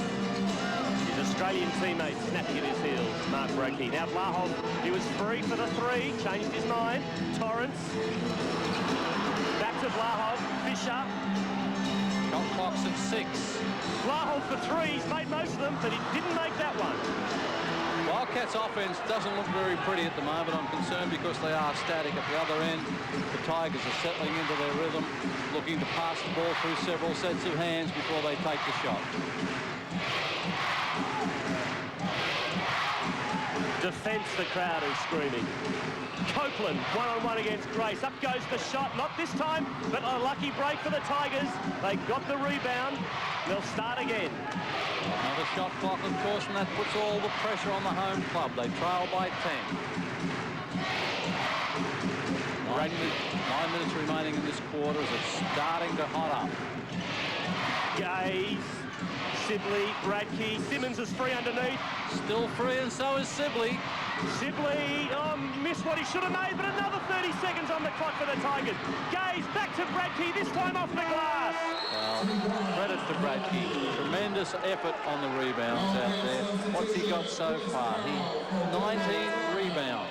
Huge effort. Wildcats struggling to contain him. Two rookies coming on for the Wildcats, Carroll and Catalini. It's called a break to get the chest down to a regular deal and the pulse to stop raining out there. Well, that's a courageous effort by Hurley. Vlahov. Misses Simmons. Copeland, everything going the Tigers' way at the moment. They're in front by 12 points, the biggest lead in the game, 85-73. Good work from Vlahov, but it's a Tigers ball. Well, a lot of strength out there, there's no doubt about the contact. Bit of a Logie effort there. Simmons was looking at the elbow as well. I suspect there was a bit of contact. Not that much, though. No, you've got to add a little bit to it. Just a little backhander to keep you on your way, that's all. Just to make sure you're awake. Sibley. Off the ball, Simmons and Vlahov at it. And a whistle has been blown. Who's the foul on? On Carroll. Chris Carroll has come on. It'll be a holding foul. Chris Carroll given the job on Andrew Gaze. Pretty big ask, isn't it, John, to have Chris Carroll? He hasn't played a lot of minutes during the playoff series to come in and pick up Gaze. I think it's a huge ask. I'm surprised, of course, that he's come in this late in the game. Did an excellent job in game 2, had some cameo minutes. I suspect I would have been inclined to try him just a little bit earlier, but it is a big ask at this point. Simmons back outside. Almost a turnover for the Tigers. Now it is a turnover. Here's a chance for Perth. Catalini back to Carroll. Oh, big block from Sibley. Fisher. That's a huge block to get down the floor. Trap that. Wildcats favoured by numbers. Trailing by 10. Tigers doing it well at 85. Low-scoring grand final. 10 points the margin. Vlahov almost a steal. But not quite. Still a Tigers possession. 15 seconds left on the shot clock. Gaze. Baseline. Shoots over Carroll and in it drops for 3. What a big bucket for the Tigers. 88 plays 75. Very comfortable cushion. Long way to go as this one drops, but it doesn't. They're trading. Great stuff, Andrew Vlahov. It's back to 10 points the difference again. What a game Vlahov has had. 21 points. Well, it's interesting if you talk about statistical history. Wildcats have rarely been beaten if Vlahov scores over 19, but by gee, they've got a big comeback from here. Tie up by Grace. Keep in mind, Grace has 4 fouls. Great work by Ricky Grace. Almost at the halfway mark of the last quarter, and it's the Tigers in front by 10. Fisher sits down, as does Chris Carroll. Watterson comes back in. We've got a timeout, Stephen. Scoreline locked up, favouring the Tigers by 10. 6 minutes 47 before free time. 6:47 left in the game. Crisis time for the Wildcats. They're down by 10. We've got a jump ball. It's Copeland against Grace. Well, easily. Copeland easily. Tigers got out to a 13-point lead. Now back to 10. Copeland gets past Grace. Misses what he should have made. Gets a second chance at it and makes it. 12 points in front. Tigers. Been the man. That's his 30th point for the match. Catalini tries to reply. Can't. Number 20 as far as rebounds go for Bradtke. Gaze. Simmons. Simmons will pull it up and they'll start again. This man will go wherever he can get Copeland. He's been electric. Long time to go. Half a quarter remaining and it's all on the line here. Andrew Gaze with a jump shot. Gets to 2 and is that Ricky Grace with his 5th? Bucket counts. Foul is on 15. Ricky Grace has 5. Well, should be subbed out, I would imagine. Let's see, it's Catalini sitting down, so there's not going to be any rest here. Well, you can't really sub out Grace now, can you? No, it'd be different if they were up close and the margin was narrow, but right now the Wildcats have got it all to do. This man on the line has found his form at the right time. It was quiet early, I think that's helped him. And it's 15 points the difference. See what a comeback this could be if Perth can get up. But everything in the Tigers' favour at the moment. Vlahov, Watterson, Fisher, misses, rebound Simmons. They're just not dropping for Perth. No, that'll be on Vlahov if he's not careful. Tigers have the upper hand. Now it comes down to control. Sibley to Bradtke. Tigers calling all the shots. Now Gaze. 9 seconds left on the shot clock. Jump ball situation, I suspect. Well, he should take it because it's... No, he called it a travel, I think. Thought he called a jump to start, but it's been called a travel on the deal. I think you'll find John, he's actually called the 5-second violation without Gaze doing anything. Therefore, the possession goes to the Wildcats. Right. Vlahov, another three. Oh, Andrew Vlahov. 24 points. That's his fourth three-pointer. They need a few more of those. They're trailing by 12. John Watterson, and of course, that's the second foul on Watterson's. The third. It's a third team foul, I should say. Well, it may have been the fourth. That's also Watterson's third. Dean Templeton, you can't speak highly enough of Andrew Vlahov's performance this afternoon. I really can't speak highly enough of all the players out there. I think the game has just been a credit to every one of them, and I'm not convinced that it's over yet. It's so close. Copeland for three, makes it! Boy, 33 points for Leonard Copeland. 15 points the margin. Less than 5 minutes in the game. Grace bullet-like pass to Vlahov. Good left-hand reverse layup. Gaze. Well, just under 5 minutes. 83 for the Wildcats, 96 for the Tigers. Tigers have effectively closed down the running game of the Wildcats. Grace to Vlahov. Thought about the three. Now to Crawford. Another two-pointer. It's 96-85, 11 points the difference. The Tigers led by 15. Just a few seconds ago. Now Simmons. Bradtke. Comes down to control right now. Tigers need to be positive, but they've got to control the ball out there. Don't go negative. Wildcats have got to be a little bit more desperate. Sibley. 6 seconds left on the clock. 4. Copeland will have to shoot. Simmons will have to hurry. Up shot goes. Sibley tries to tip it in. No. Sibley wins it back for Melbourne. Huge effort. Desperation stuff. Huge effort. That's what championships are made of. Offensive rebounds have really hurt the Wildcats tonight. The Tigers have done a sensational job of getting those second chance points. Simmons. Tigers in absolutely no hurry whatsoever. Comfortable with 11, the same as the three-quarter time margin. Sibley, Gaze, they'll have to hurry. Mile out for three, off the glass, no. Grace the rebound. Now a chance for Perth. Watterson for two. Foul is called. It's on Sibley. 2 shots for Eric Watterson. That's the first penetrating drive we've seen from the Wildcats for some time. Lindsay Gaze searching for his first title. Been at the helm of the Tigers since '84 in this league.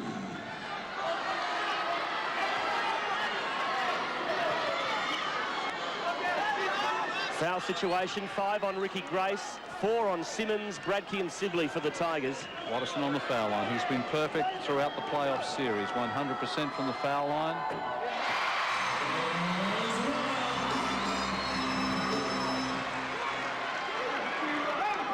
Points the margin. Great work. Eric Watterson is now less than double figures the difference. It's back to 9 points. The Tigers led by 15. They don't want to go negative. Wildcats are not done with yet. Copeland's been the money man. Bradtke under pressure from Fisher. Simmons They'll go to Gaze or Copeland. The ball carriers will get the ball here. Shot clock down to 7, 6, 5, 4. Bradtke shoots off the glass. What a big bucket for Bradtke. Mark Bradtke, 23 points and 20 rebounds. It's 11 points the difference again. 2.5 left in the game. Grace, good assist to Crawford. Makes no mistake. 9 points the difference. Double team Gaze. Fouls on Watterson. Gaze will go to... No, he won't. Fourth. That'll be the 4th team foul. The sideline, Steve, you're going to say, wasn't it? He'll go to the sideline. And a timeout called by the Perth Wildcats. It's 98 to 89.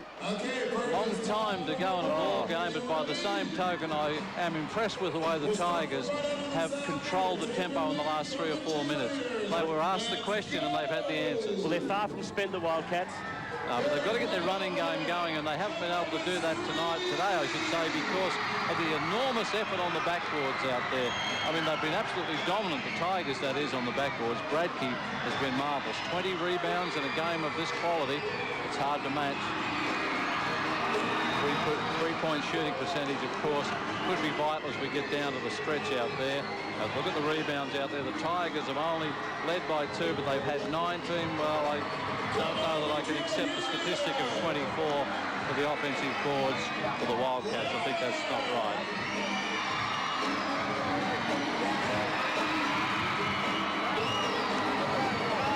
Mark Bradtke. Under pressure, off the glass, in it drops. He's got 23 points and 20 rebounds. Dean Templeton, what did Lindsay Gaze have to say? Well, he said a lot, but I think basically what he's trying to get across to the guys is don't go negative. Be as positive as you possibly can and protect the ball. Now, I don't know if you can do that sort of thing or not, but they're close to winning the championship, the Tigers, and it's a tremendous feeling down on the bench. Mike Ellis, money time for the Wildcats. Very much, and you'll see a lot of gambling defense by the Wildcats at this stage. They know it's time. They've got to make the chances. A lot of double teaming, trying to steal the ball or at least make the Tigers cough it up. Gaze, Simmons. A little bit of a weave out here. That'll be Vlahov's hand foul. That's his 4th. What a sight, Andrew Vlahov coming at you at 100 miles an hour. More importantly, it puts Copeland on the foul line. That's his 4th personal. Team foul situation, Perth. Only the 4th personal on Andrew Vlahov, so not a problem for him. 2:11 left in the game. Copeland at the foul line. He's got 33 points. That's the game high. And it's the Tigers in front by 9. They'll be obviously hoping here in Perth he'll miss this one. But he doesn't. Never looked like missing. He's been superb. 34 points out there, 7 rebounds. He has 1 assist, but he can't do the assist maker and the scorer at the same time, or really 35 points. It's Melbourne by 11. 2:07 left in the game. Grace, Fisher, Crawford for 2. 100 to 91. Again, defensive pressure from the Wildcats. Gaze to Copeland. Good poise there. And at the other end, Bradtke's open. He'll bring it out. Simmons in the unaccustomed runners ball carrier. The 2 big men for the Tigers playing a little keep off at the moment. Copeland. Back to Sibley. 8 seconds left on the shot clock. Simmons shoot, does, draws the foul on Fisher. That'll put Simmons on the foul line, and the Wildcats can see their season just fading. They've only been able to put 91 points on the board so far. The Tigers have got 100. Timeout called by the Perth Wildcats yet again. 1 minute, 33 seconds left in the game. The Tigers 100, the Wildcats 91, and the Tigers are at the foul line. Come on, folks. Everybody put your hands together. Take your lead from the dancers now. Let the cats know we're here with them in the house this afternoon. That's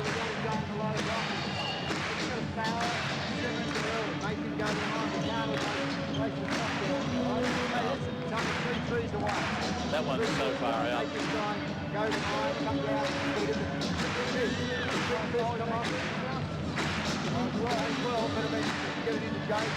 Well, there's the Gaze family in Melbourne, Margaret and Melinda. They're just 1.5 minutes away from perhaps the celebration. They're looking a bit more composed than a few Tigers here at the moment. Well, they have been wanting for so long. This is the closest they've been. And of course, we made mention at the start of the program that the Tigers have never defeated Perth in Perth. History in the making. John, you've got to give, and Steve, you've got to give a lot of credit to Leonard Copeland. Early this season, he was criticised widely. His points per game were way down. But has he stepped up in this final series? And this afternoon, well, he's just been unconscious. Oh, and Simmons supreme at the foul line. A bit like putting for a major championship at the moment, isn't it, when you're at the foul line? No nerves here, I would think. And Simmons makes them both. So it's Melbourne out by 11. Surely the Wildcats couldn't steal it from here. That 11-point margin has been the same since three-quarter time. Fisher. Grace. Simmons on Grace. Grace. Fisher for three. He has to make it. Does! Well, he has to make the possible. Sibley's gone out in that last play phase. He's come back in behind the bench. And now if they can get the ball down quickly enough, of course, there's bound to be a foul. And the foul is on Vlahov. Well, Simmons is up. He's not too worried about the contact at this point. He's in the box seat right now. Clock does stop, of course. Simmons, we just saw, put a brace of foul shots together. Jesus, like that Mack truck coming out to it. Fisher and Vlahov. So Simmons at the line again. Simmons would have known what the intent was as well. There's the Tigers bench. Oh, Dave Simmons makes it again. Whitehead praying or what? Well, the pressure.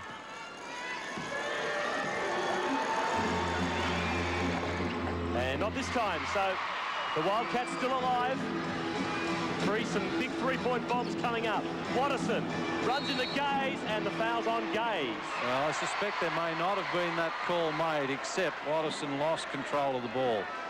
That was exactly right, John. It was very good refereeing by Buddy Crouch. He had a look at what happened to Watterson immediately after the contact was made, saw that he lost control of it, and then made the foul on him. He wanted to give him an opportunity to get the shot up. Well, of course, the alternative was that he had to call the violation for the travel, and of course, that was double jeopardy, so the Wildcats get the ball from the sideline.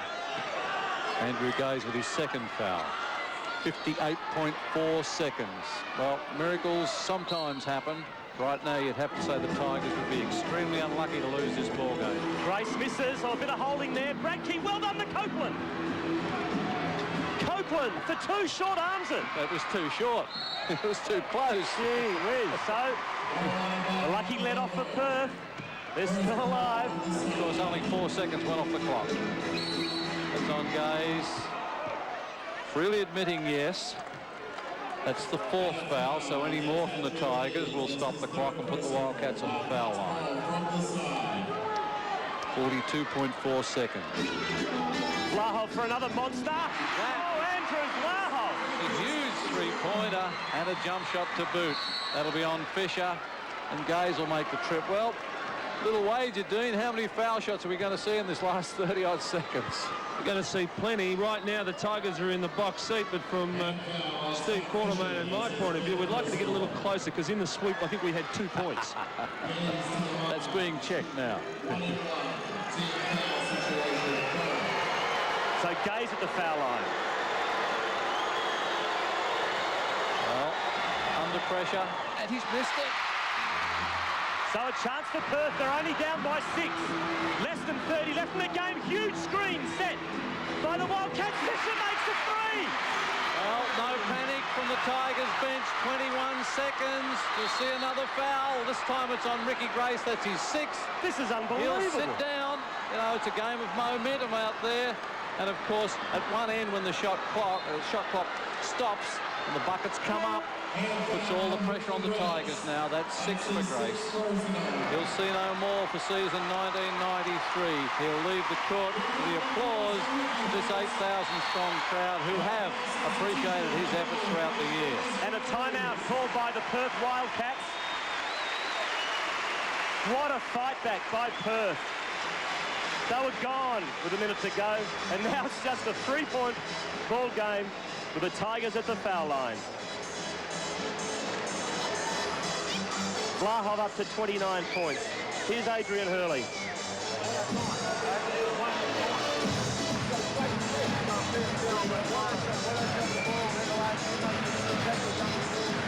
103-100, Copeland 35. What would Hurley be saying at the moment, John? Well, he'd be looking to make sure he can stop the clock, but he wants the ball to go inside at this point, try and get the easy bucket. But the way Vlahov and Fisher have been taking the last couple, he'll take anything out there. What he really has to hope for is that Copeland misses this foul shot. Copeland has been excellent tonight.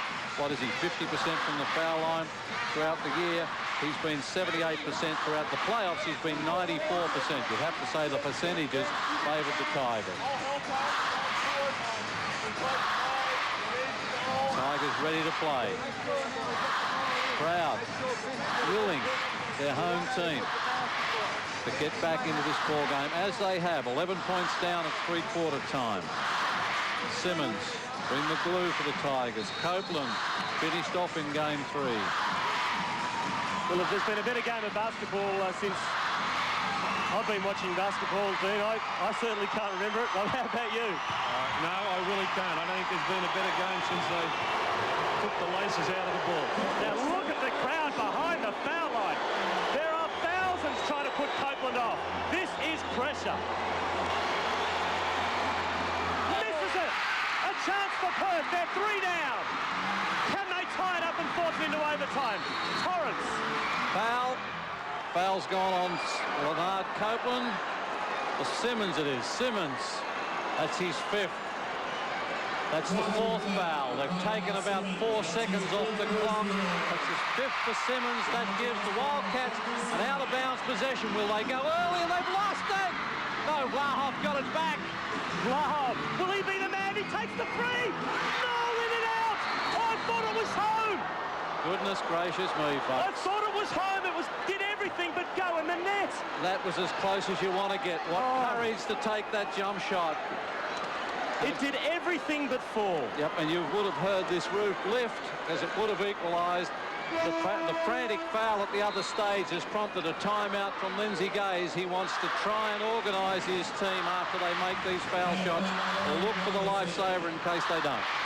3 points the difference, 4.9 seconds left on the clock. It's 103 Melbourne, 100 the Wildcats. Andrew Vlahov, under all sorts of duress, threw up the 3. Here's Lindsay Gaze. We won't be able to hear him because it's just madness here at the Perth Entertainment Centre. There's no doubt that this crowd have seen fight back after fight back. 13, 14 points was the biggest margin. 11 points down. The Wildcats were at three-quarter time. Wildcats were able to come back with some frantic three-point shooting out there. They had a chance behind their captain, Andrew Vlahov, and as you said, I suspect that ball went halfway down the net and came out again. But either way, the Tigers, and you must give them credit, there's that crowd back in Melbourne. Apprehensive, heart in the mouth. Margaret Gaze is not going to say a word. So this is the scenario. There's 4.9 seconds left on the clock. It's the Melbourne Tigers 3 points in front. They are at the foul line. So if they miss this first shot, the Wildcats still have a chance, albeit a slim one, to force this game into overtime. They can get the ball down the court and get up a good shot within 5 seconds out there, but all the pressure now on Andrew Gaze, as it has been so much throughout his career. He's an excellent shooter from the foul line, has averaged 86 throughout the regular season and 86 from the foul line. And today out there, he's 5 from 6. You'd have to say the percentages are with the Tigers. Never been a more important foul shot for Andrew Gaze. All credit to the man. All credit to the man. Too early to celebrate yet, but by gee, that makes the Wildcats' task all that much harder. The Tigers bench ecstatic.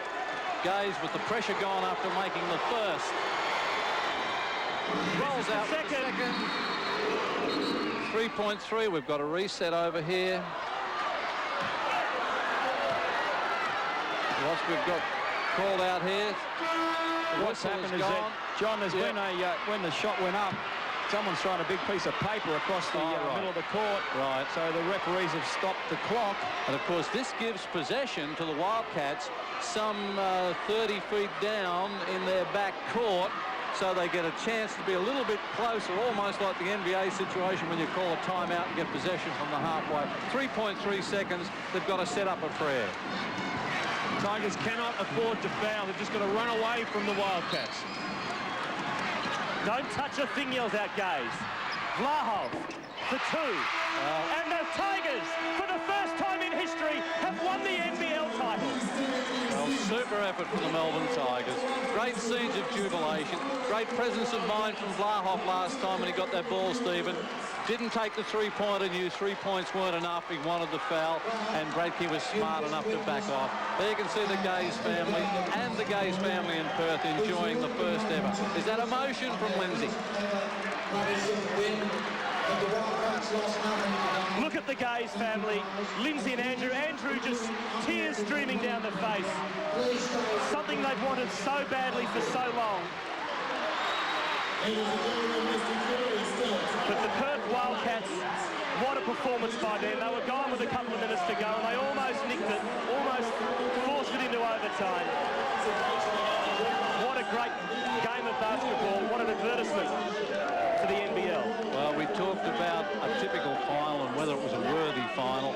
I don't think any of the fans out there, nor this sellout crowd here, could deny the Tigers a marvellous victory.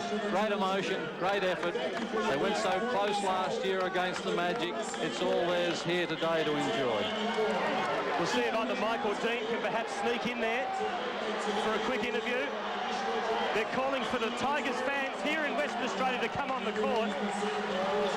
They're going to do a Pat Cash. They're going to go into the stadium. Well, there's the wife of Robert Sibley. A lot of the players' wives and girlfriends are here. There's Mark Bradtke. Mark, unbelievable. Congratulations. You're obviously feeling ecstatic. Yeah, you can see the guys there. Very emotional. It's fantastic, you know. We were down, but, you know, we came back and it feels wonderful. Your own game, Mark. I mean, I know it's hard to sort of analyse it so quickly. It is a fantastic feeling out here. But, mate, you just played so well yourself. So over 20 rebounds. Is that right? I just kept on trying to find the ball and fill my hands. These guys did it all. It was great, you know. I can't do it. It's great. Fantastic performance. Well done, Mark Bradtke. Yes, Mark Bradtke finished the game with 23 points and 21 rebounds. The final scores, Tigers 104, Wildcats 102. The first time the Tigers have ever won in Western Australia. First time ever. Perth were going for their 18th straight win and they weren't good enough in the finish. Leonard Copeland, 35 points in the game. Leonard, one hell of an effort. Fantastic job. I tell you, they still fought it out to the end. It was close. You got to give those guys all the credit in the world. That is by far the second best team in the league this year. They played their asses off, and I want to commend them. I think we just had it. We wanted it more, just an inch more, and we went out and did it. Well, the emotion that you can feel out here is just fantastic. I mean, you've now been a part of this ball club for a couple of years, but of course you understand the great feeling and the history of this club with the Gaze family. It must be a great feeling. It's the greatest feeling in the world. I'm standing here yelling. I can't even talk because I was yelling on the floor trying to get the guys pumped. Everybody, Lindsay's yelling, everybody's yelling. That's why we did it today. Leonard Copeland, fantastic performance yourself, 35 points. Go and enjoy yourself. Thanks, mate. And there's the Wildcats. Well, they gave it their absolute best. They're hanging their heads, but they shouldn't be disappointed with their performance because they fought it to the death, didn't they? Well, they came back from 11 points down, and that was a great effort. But tonight, or today I should say, the Tigers were just too good when it counted. In that third quarter, the latter part, they had all the answers. Wildcats tended to fade just a little bit. OK, Dean Templeton, I do believe, has grabbed one of the Gazers at least. I think he's with Lindsay. Quarters, we've got Lindsay over here. Lindsay, long time between drinks. Congratulations, your first title. You must be wrapped. Well, I think it was one of those things you obviously have a dream about and you want to win. But above all, I say this is a players' game. What we tried to do is to make it a players' game, and I thought they showed that tonight. I was a very concerned and interested spectator, but it was a great effort. I'm very pleased for the guys there. Many of them have been waiting for I think you've got to take a little bit of credit yourself there, Lindsay. I just want to take your pulse, mate. I want to see how that feels. You're a bit high. How's the blood pressure?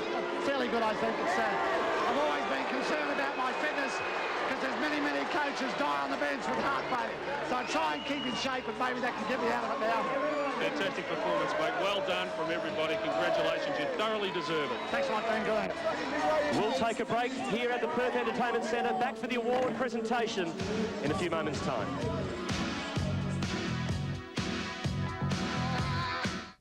Andrew Gaze, it's been 10 years you've been waiting to get one of these things around your neck. Unbelievable.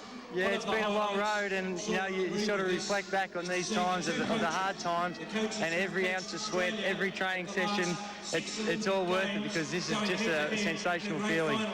Now, Drewy, you've done it all in basketball, just about everything. How does this sort of fit into the Andrew Gaze history books? This is the best because it's been the hardest to work for. I mean, I've been with this club since I was 5 years old. Sure, we won junior championships and we won a Southeastern championship, but this is the ultimate. And above and beyond anything else, I could give two hells, but it's from my dad, I think, is the most important thing about the whole thing. You know, we had to talk to him. He was very excited about it, obviously. A little bit of pressure on that last foul shot, mate. I've never been so nervous shooting a free throw this before in my life. And those fans just kept shaking. I just missed one, so I was scared to death. But as soon as that one went in, baby, you don't know the relief I had over me. It's going to be a pretty exciting flight home, I'd suggest. Oh, it should be interesting anyway, but we're looking forward to getting home. We've got a big do at Albert Park Stadium tomorrow night, and that's where I've grown up. If you like going home, hopefully the fans will come out and see us there. I don't think you'll need an aeroplane to fly home, mate. Thanks. Congratulations. Fantastic performance. Well done. Well done, Drew. Well, the official presentation's just started, and Lindsay Gaze, the look on his face, more relief than anything else, I think, John. Oh, he's certainly enjoying all the rewards of the hard work. I mean, his heart must have been in his mouth there in those last couple of seconds as the Wildcats charged back, but he's worked hard for so very long for Australian basketball and for the Tigers. I'd like to take this opportunity, if I may, to thank all the teams for a great year, all the players. Let's now go to the presentation. To thank the media, and most importantly, thank the NBL for putting on a great season. Mitsubishi will be back next year as the major sponsor, and the Mitsubishi Challenge will be bigger and better than ever. Thank you.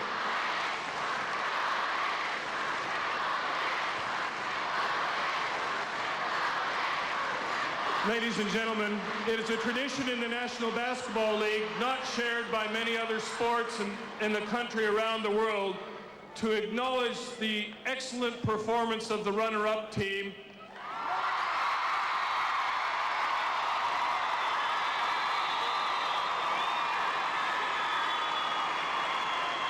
In a best-of-3 series, losing the grand final by no means that you're a loser, and the Perth Wildcats excelled 12 other teams in this league, and we'd like to give recognition individually to the Wildcats.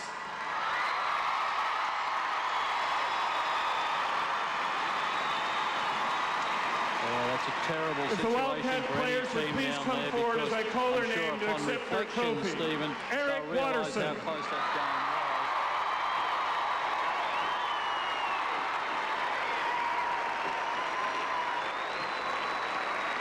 James J.C. Crawford.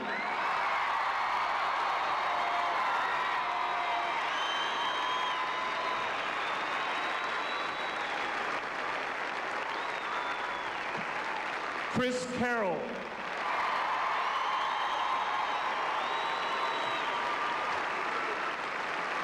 Martin Catalini.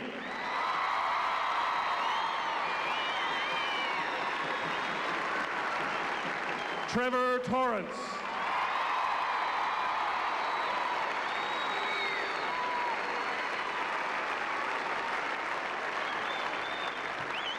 Steve Davis.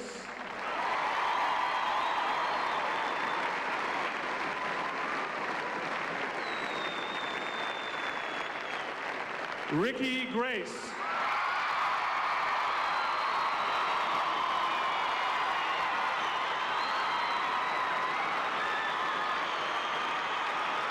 Andrew Vlahov.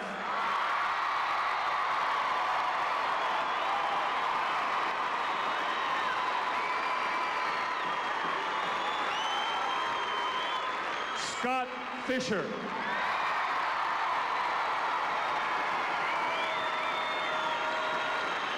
Jamie Baker.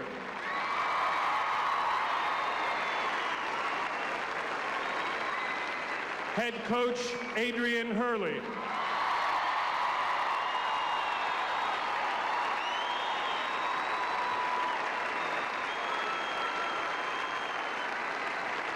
Assistant coach Dave Hancock.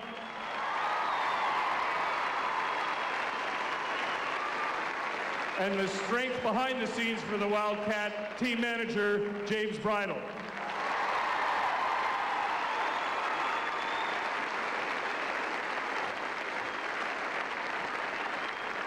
Congratulations again to the 1993 Perth Wildcats.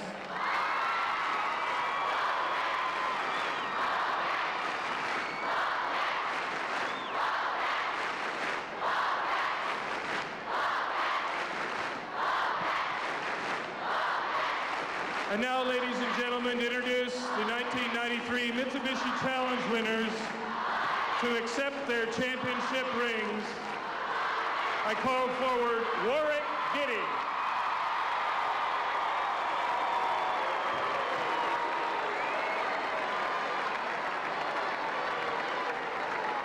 Ray Gordon.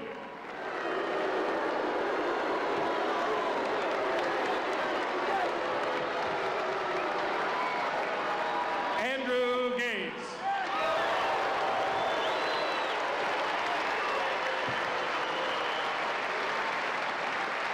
Andrew Walter.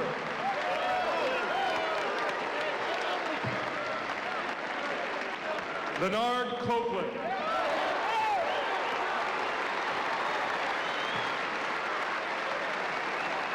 David Simmons.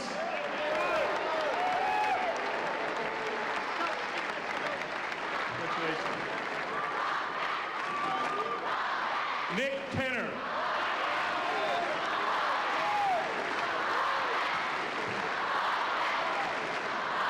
Stephen Whitehead.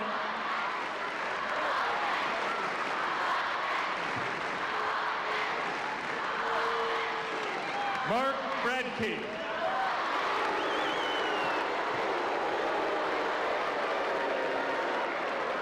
Robert Sibley.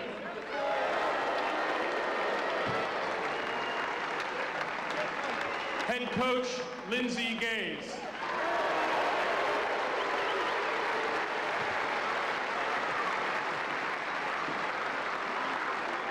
Assistant coach Alan Westover.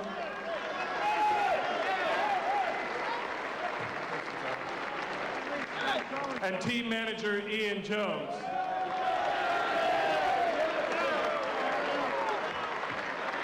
Ladies and gentlemen, there's two more functions that we have to do. The first is the presentation of the championship trophies, and the last event will be to present the Grand Final Series Most Valuable Player. To accept the championship trophy on behalf of the Melbourne Tigers, I'd like to call forth their captain, Andrew Gaze.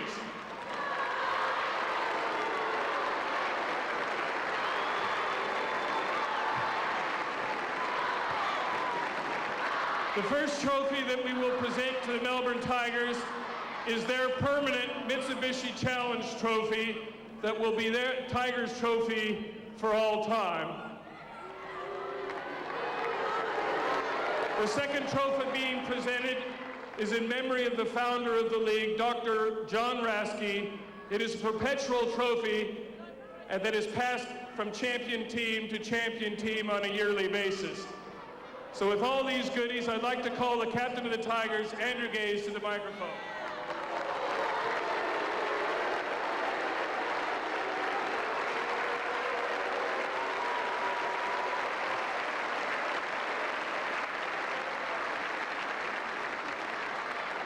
Firstly, I'd just like to say that I'm going to make this as quick as possible because this time last year we were sitting in that position over there and it was a very difficult situation for us. And I'd first of all like to congratulate the Perth Wildcats on an outstanding season.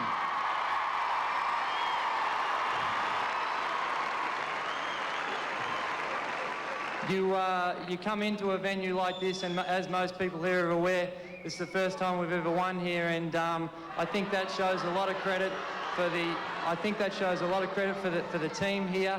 And you come in here and you see the championship banners up on the rafters here, and clearly they're a very class program, class bunch of guys in the team. And most importantly, I'd like to say thank you to Adrian Hurley for everything that he's done throughout my career as well. Thank you very much.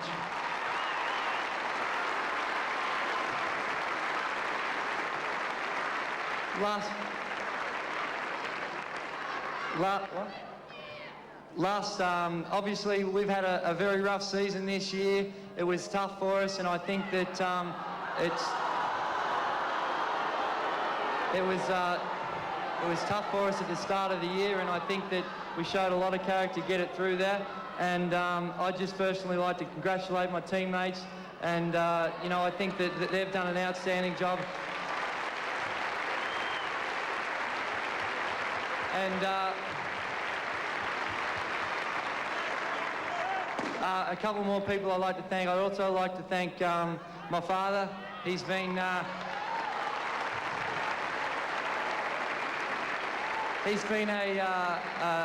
institution in basketball in Australia, and I'm sure in this modern era of the NBL we forget about our past and our history. But this trophy really, I'd like to, in honour of my father, and also Ken Watson, who's been the founder of the Melbourne Tigers Basketball Club. And last but not least, I'd like to thank all the Melbourne Tigers fans for coming. Those that come here, and those that came across and made the trip, and those back at home watching us, you know, we really appreciate their support.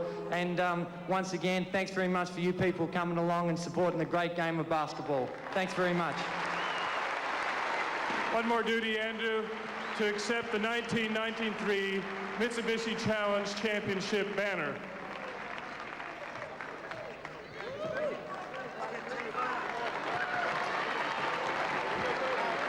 Finally, ladies and gentlemen, the National Basketball League awards the most valuable player over the 3 games of the series. There are a lot of thrilling contests during the year, a lot of great individual contributions. The judges had a hard time picking the MVP of this series, but they felt over the 3 games that Ricky Grace from the Perth Wildcats was the MVP.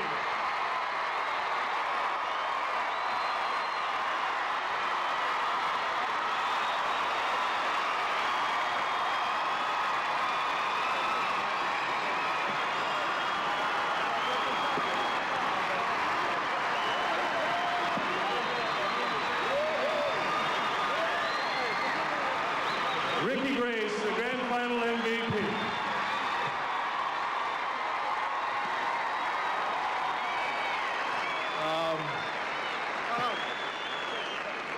We're all obviously disappointed. We'd like to thank you guys for supporting us the whole year.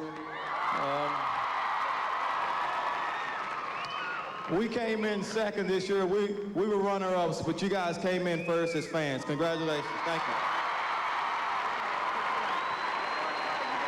Ladies and gentlemen, that concludes the formal ceremony. The Mitsubishi Challenge will be back better in 1994, and we're certain that both the Perth Wildcats and Melbourne Tigers will contest the playoffs once more. Thank you very much for your support. Ladies and gentlemen, can we have a big round of applause for Bill Palmer, the general manager of the NBL.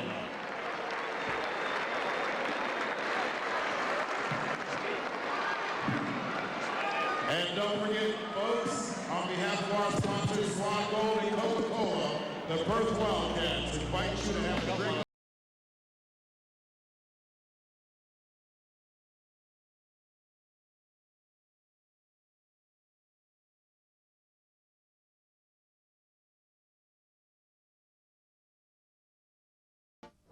Now for the answer in our superpower competition, where throughout the season you're going to be winning state-of-the-art Nintendo systems. This week the 5 winners will receive world-beating 16-bit Super Nintendo Entertainment Systems and the mind-blowing Super Mario All-Stars game. The question was, who won this year's Most Valuable Player Award? The answer, Robert Rose. Robert Rose was this year's MVP. Now, if you knew that and phoned in, keep watching, because your name could be appearing on the screen right now as we show you the winners from around Australia. Well, Nintendo make fantastic games, but Steve Carfino, what we just saw on Network 10 for a couple of hours was the best. Oh, that was a fantastic game. The two best teams going at it, right at it, head-to-head. Very classic game going all the way to the end. But like you said before, it was like they really just wanted it a little bit more desperate than the Perth Wildcats. Melbourne 11 points up with a minute and a half left. We wonder what was going through the minds of players like Andrew Vlahov, the struggle all season. Vlahov had to make some big plays. He did make them.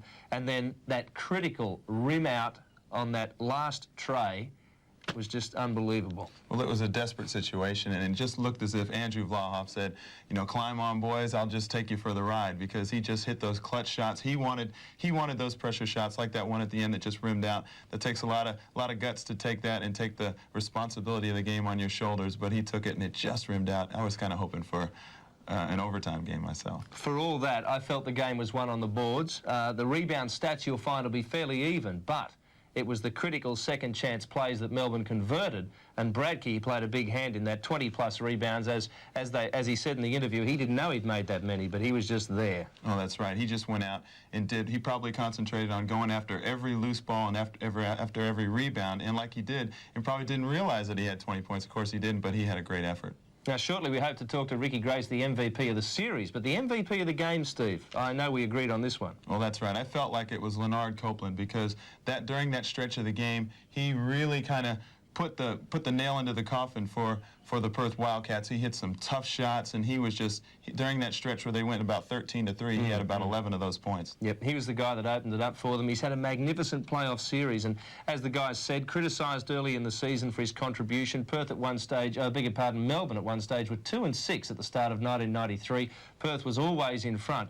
But they came back strongly. Leonard played a big hand in that and really showed that quality to step up. He'd be an NBA player. Oh, that's right. I think the thing is, they had a lot of trouble defining their roles early in the year, how to get Mark Bradtke in there and how Leonard Copeland was going to get those extra shots. And when it came down to the playoffs, players like Stephen Whitehead and Leonard Copeland, their stats went up.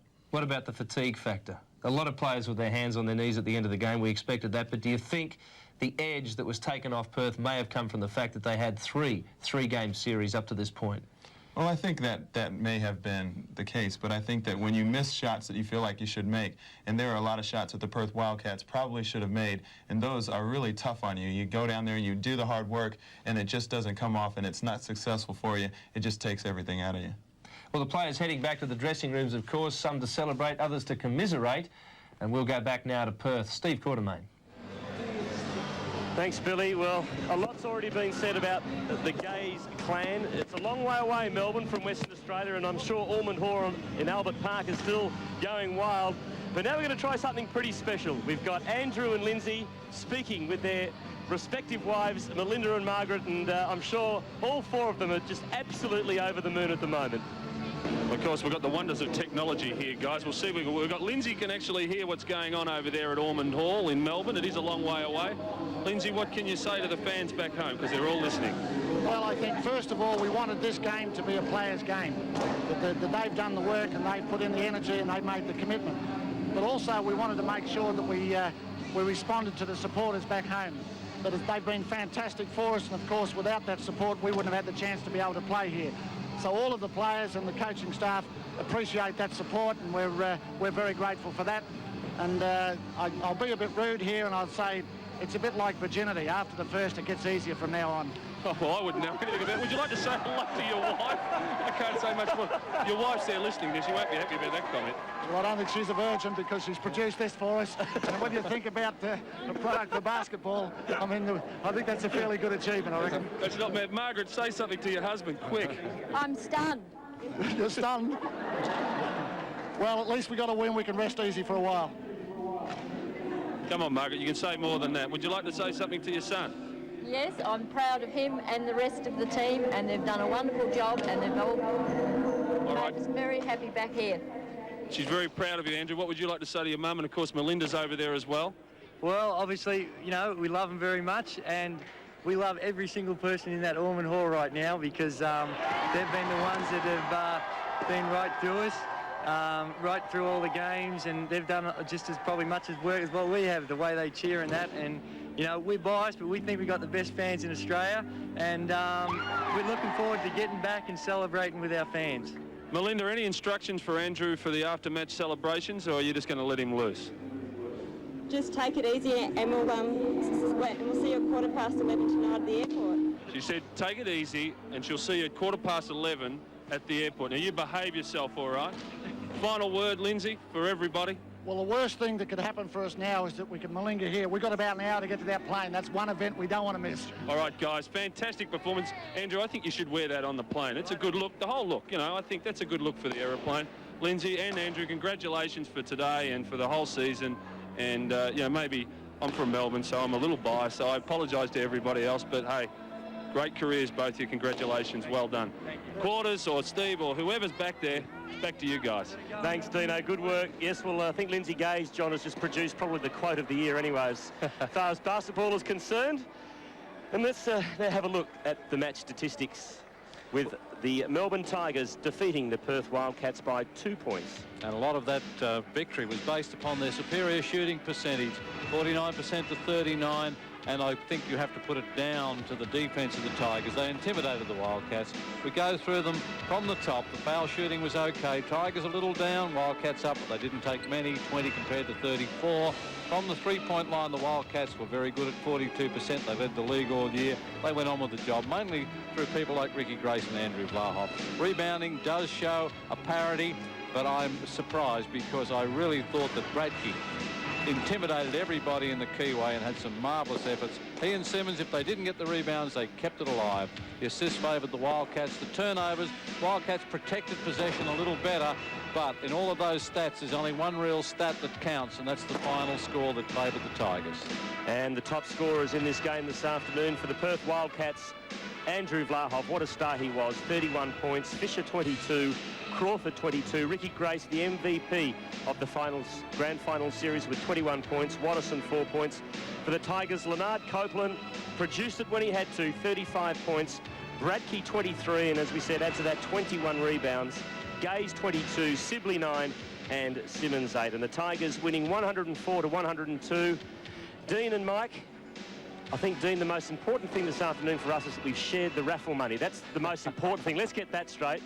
But wasn't it just a fantastic game of basketball, guys? I think the whole series, the two games over here in Perth and the one in Melbourne, Mike, were, I really mean, the best basketball I've seen. Had it all, humour, bit of violence, aggression, the whole bit.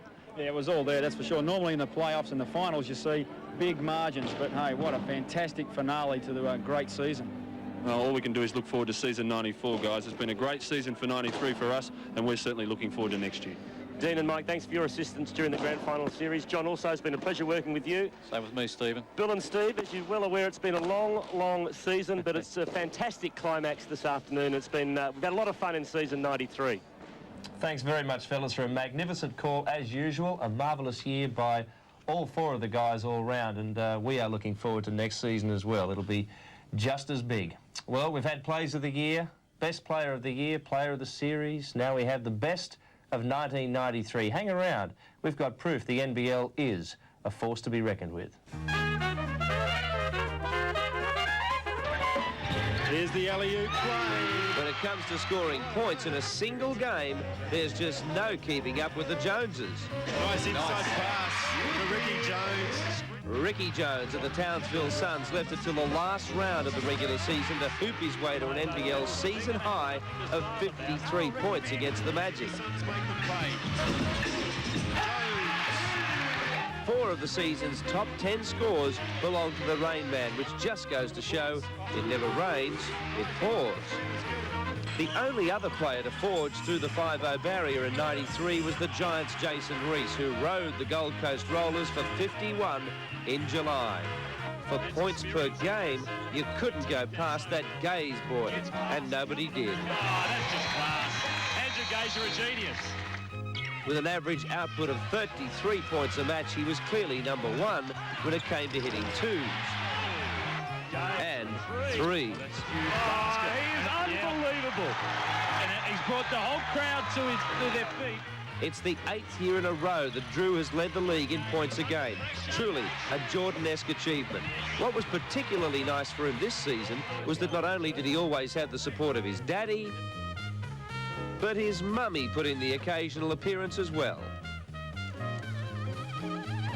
If you were totally rapt by that performance, then try these for size. The most shot attempts in a single game this season was 37 by Ricky Jones in his 53-point game against the Magic. Now, this may seem a lot, but not when compared to the NBL all-time record of 50 hoisted by Reg Biddings in 1981 against Frankston. That's one shot every 48 seconds. The most shots made in a game this year, 22, a record shared by Jason Reese and Ricky Jones during their respective 50-point games. Michael Morrison of the Geelong Supercats put up the most three-point shots in a game this year when he had 19 attempts against Townsville in June. Now that effort is the third most in NBL history, a spot he shares with, wait for it, the current Magic coach, Brian Goorjian. For the most successes from the land of threes, you need look no further than Morrison again, who made 9 of his 19 attempts in that game. Brisbane's Dave Colbert also hit 9 trays in a game against Geelong to share the 1993 honours. Ian Davies' 13 three-point successes against St Kilda in 1985, however, is still the NBL record by, if you'll pardon the expression, a long shot. Bruce Bolden paid the most visits to the foul line in a single match this season when he took 19 free throws against the Kings in July. Strangely enough, when Jason Reese and Perth's Andrew Vlahov took the second and third most foul shot attempts this year, they were also in matches against Sydney. Reese made 17 of his 18 free throws in that match, the most successes from the line in a game this season. When it comes to shooting accuracy, well, you can hardly miss this trio of players who themselves could hardly miss. The Falcons' Paul Kuiper in his comeback season after major knee surgery was the man with the Midas touch in 1993. Almost a steal from Utah, but that allows Kuiper to steam down the middle. While not everything he touched turned into gold, 64.1% of all his shots turned into points, more than any other player. From the three-point line, it was Canberra youngster Matt Witkowski who proved that with a league-leading 47% from downtown, a glossy interior move compares little with a matte finish. Brisbane's Dave Colbert turned out to be the man not to foul when shooting, as he set a new NBL record for foul shot accuracy, making 94.7%. That is 90 of his 95 free throws. He was certainly hot during an 8-game stretch in the winter months when he made 40 in a row. Some of the leaders of the NBL, and there's more next year, and it's coming up pretty soon. Well, all year in our other program, Basketball Extra, we've been promoting a competition in liaison with Caltex and Coca-Cola. Now it's time to announce the winners. Here they are. From New South Wales, Daniel Castro of Pendle Hill. From Victoria, Peter Ordner of Ferntree Gully.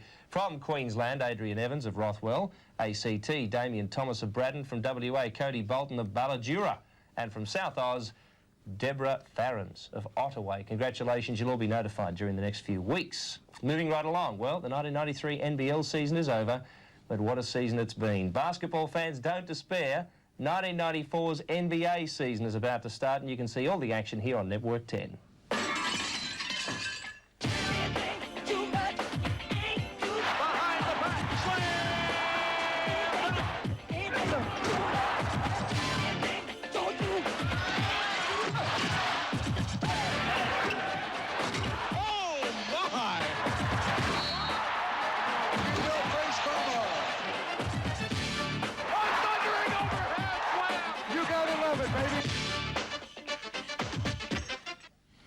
Yes, we'll be back with the NBA action, and of course you've probably heard by now Michael Jordan has retired. That'll make it an interesting season, Steve. Open it right up. Oh, that's right. I think in the Eastern Conference, everybody be looking at the Knicks because they're powerful, even more powerful than next year with a couple of trades, and they've got to be everybody's favorite. Mike Fratello's back at Cleveland. That'll make things a little interesting there. And who else do you think? Charlotte? maybe? Well, up there in the top 3? I think so. They've got a very young ball club, but they've got Alonzo Mourning and Larry Johnson back for, I don't know, what he signed for $80 million or something like that. And on the West Coast, of course, you got the Phoenix Suns. 113, something like that. 130 it was, 130 million.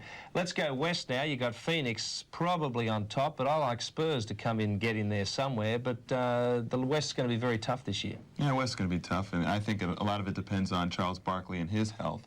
If he comes good and his back is able to hold out for a whole season, I think that playoff experience and also being in the finals and taking the Bulls to 6 games, that's going to be valuable experience for them, and I think they're going to overcome the hump and win the championship.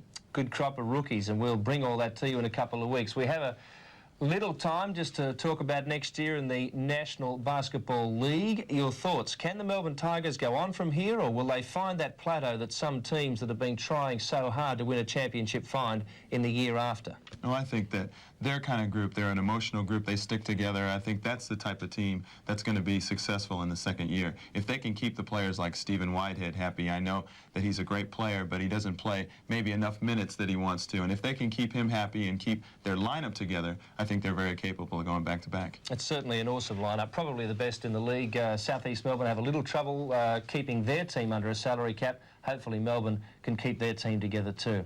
Well, a quick word before we go. Our thanks to the crew all around Australia on our locations this year. They've done a magnificent job with the productions. Johnny Murray, the producer on location, Margaret Hutchings, the boss in the studio and everywhere else. Mike Ordsent, the boss of basketball altogether, has held it together pretty well, even though he's concentrating on other things right now. Our thanks also to the behind-the-scenes people, Justine, Donna, our stats man, Darren Eisenberg. Marvellous presentation of the best of 1993 and all the stats. Everybody else, Steve in the studio, our floor crews, floor managers, it's a big team, doing pretty well. Great action today on Sunday Basketball. Thanks for joining us. More to come on Network 10 after the news tonight. All the results from around the world on Sports Tonight. Stay with me for that. And Tuesday, the 2nd of November, it's the 1993 Foster's Melbourne Cup, and Spring Racing Carnival continues live and exclusive on Network 10 with Oaks Day on Thursday and Finals Day next Saturday. Who's going to win the Melbourne Cup, Steve? I have no idea. Second rugby test is live from France next Sunday, 2:30 in the morning. That's Eastern Summer Time, OK? Don't forget that. November 14, Ironman returns. We've got that coming to you from Coolum in Queensland. NBA action begins noon Saturday, 13th of November. Don't forget that. Thanks for being with us through the season on 10, your NBL network. We'll be back next year with all the news and action you can handle. For now, a reminder, 1993 Grand Final Series of the Mitsubishi Challenge.